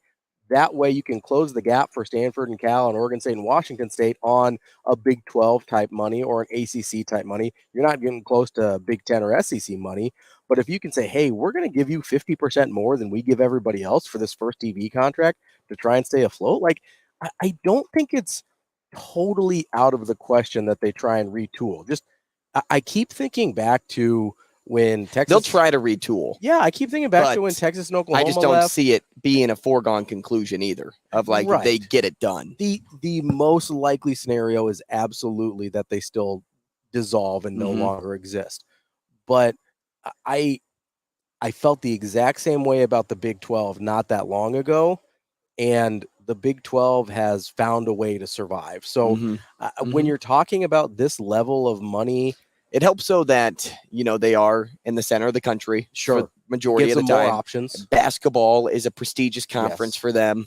So I think they had some advantages that the Pac-12 didn't, they were a lot sure. stronger than the Pac-12. And their TV deal was further out than it currently is with the Pac-12. The fact that the Pac-12 let it get to this point is malpractice. Like Stanford could probably sue whatever is left of the Pac-12 for allowing it to even get to this spot. But that's just something I've been thinking about the last kind of day or so of, like what would that even look like if they tried to read? Like I put myself in the position, if I'm the Pac-12 commissioner, what would I be trying to do right now? And I'd be trying to land at least a couple of the highest profile Group of 5 schools, and San Diego State and Boise State are not terrible ways to go. And now I know this is a burden for student athletes as well. And so I talked to 3 of them. Well, obviously I live with one. I live with a cross-country runner, a former cross-country runner. And then I talked to a baseball player that I went to school with and a softball player, because that's kind of the two sports that people were most talking about whenever it came to the travel that would come with all this stuff. Frankly, they're the highest level of non-revenue sports that we see in college. Right. So we'll start with my fiance, Ashley. The biggest thing for her was having her parents attend everything. Sure. And the longest trip Lindenwood made was a bus trip to Nebraska Kearney. That was an 8-hour drive. Yeah. But if her parents were forced to do a 7-8 hour flight, for one, they couldn't afford it. Sure. Not consistently, right? And two, that also requires you to miss work, and you probably just feasibly can't do that because you have other things to take care of maybe back at home. But when they can yeah. drive 4 hours to go to Lindenwood to watch some cross-country race, they can make that happen in a day. Yeah, you can do that on a weeknight. Right. Yeah. So, that was a big thing for her and how she kind of rested. So that was one point. Then the second point, and this is a true story from my buddy that played ball. He said, we once had a trip to Texas. This is when they went to the College World Series for Division II. Once had a trip to Texas. Coach packed the bus with every freshman who could come, obviously. But what does that actually do on a bus trip? That means instead of having 2 seats to put my feet up on, now I have one, and I have to sit face forward going to Texas. You know how long of a drive it is to get to Texas from St. Louis? It's at least a 12-hour drive, at least. So that's how it started. And then they got home from the trip at 7:45 in the morning, 7:45 on Monday morning. So Coach, they're in class 15 minutes later? Coach goes, you have enough time to get to your 8 a.m. Sure. True story. Sure. Absolute true story. And so that's when I was talking about how academics and athletics really needs to come together and say, okay, how do we provide proper lesson plans and really plan something out for these athletes that do have to make these extended stays in X place across the country or whatever. And then it fell into what Adele was saying with softball, because she actually wasn't very phased with the move. And it was unique because I was curious, like, okay, is this just because you actually believe it's okay, or is it your personality? And I found out quickly it was her personality, because what she does before any trip, this was even if you traveled 4 hours, she would go to her professors and have a plan in place, prep what needs to be worked on, have a meeting scheduled for when they come back, so that she can meet with the professor and say, did I learn this information all the way I should be learning it? And now it's an exhausting process, but that's what worked for her. Sure. And by doing that, everything else kind of fell into place for her. She never felt like the woes of travel because she was always a good traveler. Sure. She never felt like unprepared, or out of the loop with anything, because she had everything in front of her. And so when she initiated that flexibility with her professors, you figured out what to do on the front end. Her trip was then stress-free and became less taxing on her mental health. Now, she did mention the recruit thing, which I actually brought up to Bruntz about, hey, she said if I could have gone local and stayed local because it is closer to everything, I would, versus if I knew I had to travel all over the place. But it just goes to show that all athletes are different. All athletes are completely different. Yeah. And, it affects people differently, but they should have been asked. That's how I'm going to rest this whole thing this week. They should have been asked, or at least somebody should have been in contact with the board to be a speaker for these kids. Sure. Yeah. Representative. Absolutely. All right. I'm off my soapbox. Let's take a short break. When we come back, we'll do the sports 6-pack. A lot of your fun questions awaiting. Stick around for that. Cam will be our reader, and we'll do that next.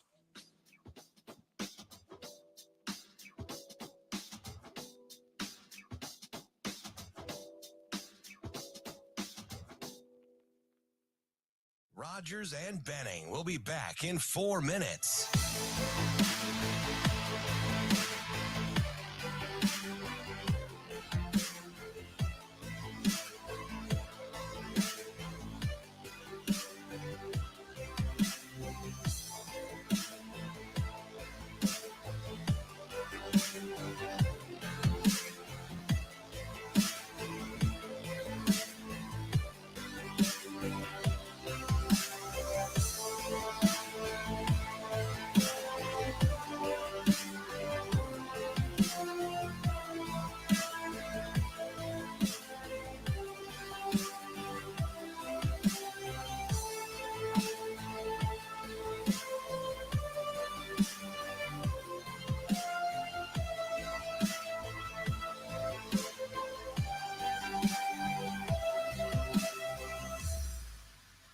Rogers and Benning will be back in 3 minutes.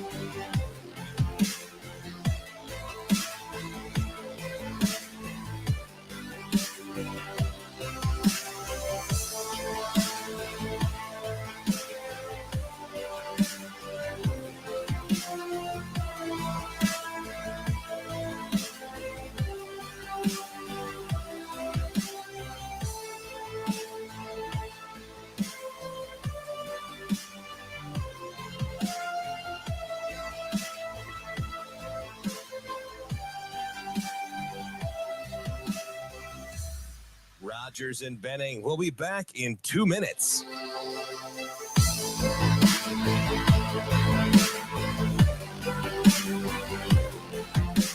And I got my camera ready. I'm going to hop on with it.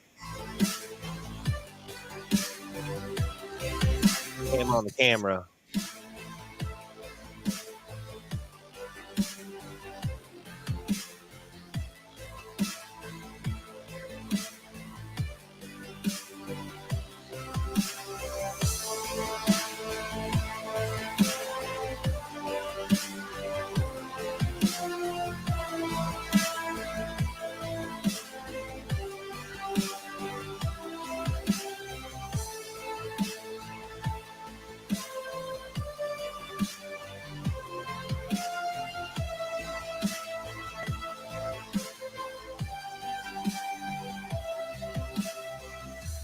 Rogers and Benning will be back in 1 minute.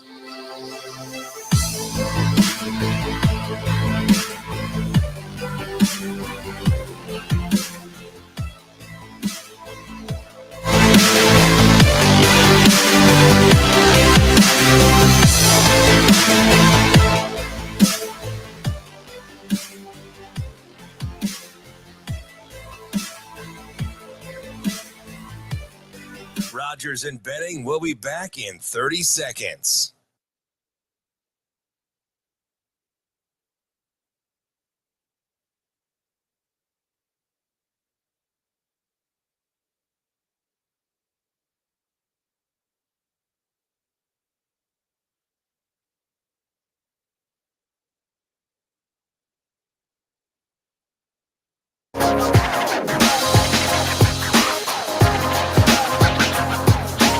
Coffee and Cream with Rogers and Benning on Hail Varsity Radio. Time now for the Sports Six-Pack on Coffee and Cream with Andrew Rogers and Damon Benning. Presented by Zipline Brewing Company, makers of Dear Old Nebraska Brew, the official beer of Nebraska alumni.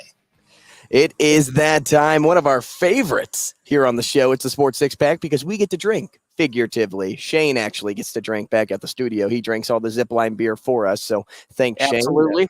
I really would like one right now. We've been baking in the sun. Warm, yeah. I know. I feel like my back is a fish stick and the front is like still frozen, or it's like the inside of a Hot Pocket when you microwave it for 3 minutes and it's ice cold on the interior, but the outside is just so scorching hot to touch. Love it. I do like Hot Pockets. I do love a Hot Pocket. So maybe a Hot Pocket is in for my lunch today. Ooh. Who knows? You heard Cam's voice there. He'll do the 6-pack for us. The Zipline is the premier sponsor of the 6-pack, and they have a can opener tropical ale that I tried the other day, and guava and lemon, Shane. You would hate it because you've never tried it, so you will never try it because all you do is drink Acres and dear old Nebraska Brew and every other Zipline beer, and I'm not allowing you to try this one or else you'll drink the whole 6-pack. Well, all right. I was happy to hold on to that 6-pack for you for about a week, though, Andrew. Yeah, thank you, Can't Cam. believe it didn't go away. I just kept it in my fridge at work. Hey, Shane, kick us off. Question number 1. I love how I get to intro myself. That's so fun. Ken came through on the YouTube with the question. He said, would going to college in the Big Ten actually help the athlete and be beneficial to get used to that type of travel? Statement turn question here. Let's say that's a definite possibility. Depends on what sport you're in. But I still think even for Major League Baseball players that traveling as much as they do is taxing on their bodies. Sure. And being away from their families and constantly being invested. I mean, that's their job, right? So we're talking about an athlete's job here, especially in the pros. But think about it now from a college point of view. Not a lot of people acknowledge that these are jobs for these men and women. Yeah. They are jobs. And now they're trying to balance school at the same time. It's just so much more difficult at the end of the day just to be a college athlete. And that's ultimately why I care so much about this whole realignment thing and the perspective of student athletes, because nobody realizes that they're working 2 jobs. You're working 1 when you're realigning this conference. You're working 1 when you're playing Major League Baseball. You're not going to school and you're not also playing at the same time. Do you think that those guys also have a real job as well, too? Some of them, at least. Major League Baseball players? No. Like college athletes. Like they're athletes or students, and they also probably and they may work at the local shoe store, right? Yeah. Some of them, yeah, especially in the non-revenue sports, they try and now NIL has helped a ton, sure, and that is huge for these athletes. But not everybody gets a great NIL deal either. Yeah, absolutely, especially in the sports we're talking about that are kind of your non-revenue Olympic sports. Yeah, I think it can be, honestly, I think it's more valuable in terms of like life experiences and seeing different parts of the country, seeing different types of people, seeing how different people live in different parts of the country. So from that point, it can be valuable, but that doesn't make it less taxing on you. Go ahead, Shane. Question number 2. I need to hear the That's great. Ray in Omaha says, Andrew, have Ravi and the guys grade your fantasy draft from last night. All right. So we did a fantasy draft where our ladies were drafting the teams without the advice of those that watch. Okay. All right. So let me pull up my team. So I believe Ashley took Matt Gay in the 9th round. Okay. But let me can I go back to see the draft? I don't know if I can. I'll just read you my team. Yeah, let's just see the roster. Okay, well I had the 2nd overall pick and she took Amari Cooper. My first pick the next pick was Mahomes. And then she kind of realized that, hey, the better players are at the top. Oh. So then she started drafting pretty well. She got Bijan Robinson and Josh Jacobs, Garrett Wilson, Kyle Pitts, went with Breece Hall and Kenneth Walker. Here's the magic child, Matt Gay, that I think she took in the 8th round. Running back heavy there. Running back heavy. Aaron Rodgers on the bench because that's my last name and soon to be hers. Alvin Kamara, Javonte Williams, Christian Kirk, Zay Flowers, Dalton Kincaid. Okay, so I could have used maybe switched out one of the running backs for another wide receiver. Would have been good. Overall, I think pretty strong though. Yeah. I'm gonna 10-team league. I'm gonna give that like a solid A-. Wow! All right, I am in good shape because there's a punishment, and I think we either have to do the 1 chip or bowl up to 3,000. I mean, Bijan and Josh Jacobs by themselves are like that's real solid. Well shabby. Done, Ashley. Not too shabby. Go ahead, Shane. Question number 3. That's the best. At the end of September, Minnesota's football record will be 3-2. Ooh, Minnesota. Who do they have at September? They play Nebraska. I knew that one. And I'm giving them a loss. Really? I'm giving them a loss. And I believe they play another big team. Is it UNC? I'm fine. We're bringing it up right now. Okay. I'm going to say they lose to UNC so too. We've got Nebraska, Eastern Michigan, UNC, Northwestern, and Louisiana. Yeah, I gave 3 and Cajuns. 2. I think that's a good guess. Yeah, I think we're taking losses to Nebraska and North Carolina. Yeah, I think we're at 3 and 2. At best, they'll go 4 and 1. At best, with a win against UNC. Yeah, I'm not totally sure what North Carolina is this year, so we'll see. Shaner. Question number 5. It's 4. You missed it.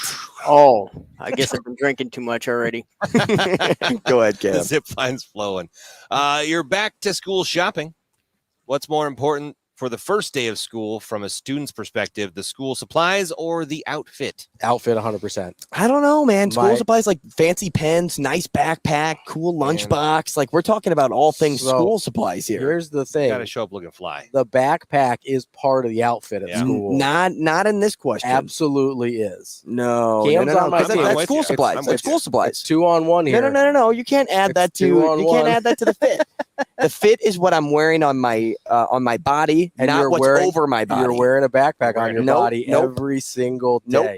Nope. It's 100% the fit. You got to look cool. You can figure out. You can always borrow a pen from somebody. Stop. Gotta You get don't want to be fit the guy that borrows a pen on the first day. Every day. Out of here. Every day. Stop it. The But backpack if you're is looking fly enough, you can borrow a pen on the first day. The backpack is a part of school supplies, and I am definitely going with outfit.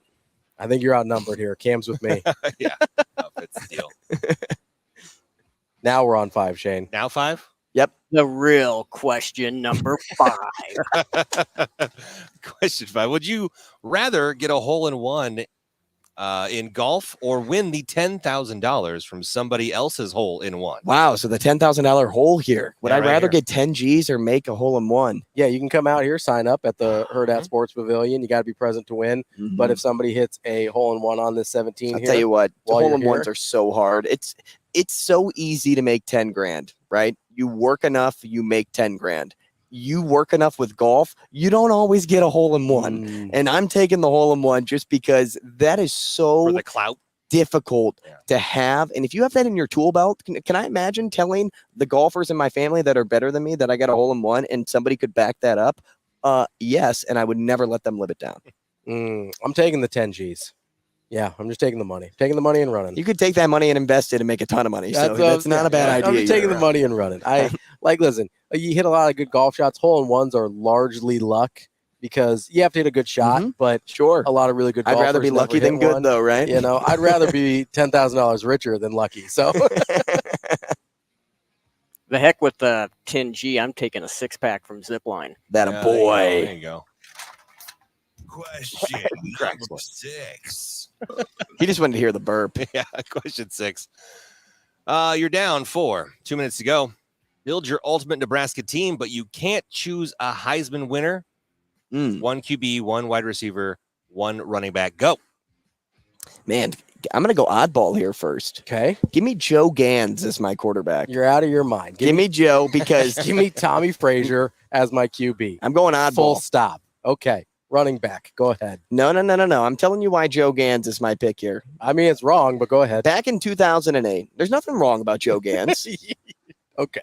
Back in 2008, Joe Gans was, it may not be a popular pick, Robbie, but he was put up against some very good quarterbacks in the Big 12 that year. Cole McCoy, Chase Daniels. He had 3,500 yards, most out of any quarterback in Nebraska history. 25 TDs, 11 INTs. Sam Bradford was playing for Oklahoma at that time. I mean, he was matched up against some big guys, and he still had the numbers to back it up. I'm taking Joe Gans to hand the ball off to Amon Green. 2-time national title winner, Tommy Frazier, full stop. Running back, I'm going same team. I'm going Lawrence Phillips. Incredible player for Nebraska. And gotta go T. Frazier and Lawrence Phillips. And then I'll end with Stanley Morgan Jr. Ooh, I'm going way back in the day. Only number 1 overall pick in Nebraska history, Irving Fryer as my wide receiver. There you go. My team's winning. Nice teams. Your team Not lost. against mine. Your team lost. Tommy Frazier fumbled, and all of a sudden, there goes their opponent all the way down the other way. You should have picked Joe Gans. How many national titles did Joe Gans win? Hey, he didn't have to win any to be in my ultimate team. Sorry that I like to be different, Robbie. You chose the answer 98% of people chose. I'm sorry you don't like to win. That's fine. But I'm telling you, if I'm building an ultimate team and I'm running the team on Madden, you can bet your bum I'm winning. All right. We appreciate you joining us on today's show. We appreciate all our sponsors, too, not only just Zipline, but Nebraska Public Media. They have In the Deed, the Glory Memorial Stadium coming up on Sunday, Pratt Dental, and their new BioClear method. Less invasive way and an alternative to a crown.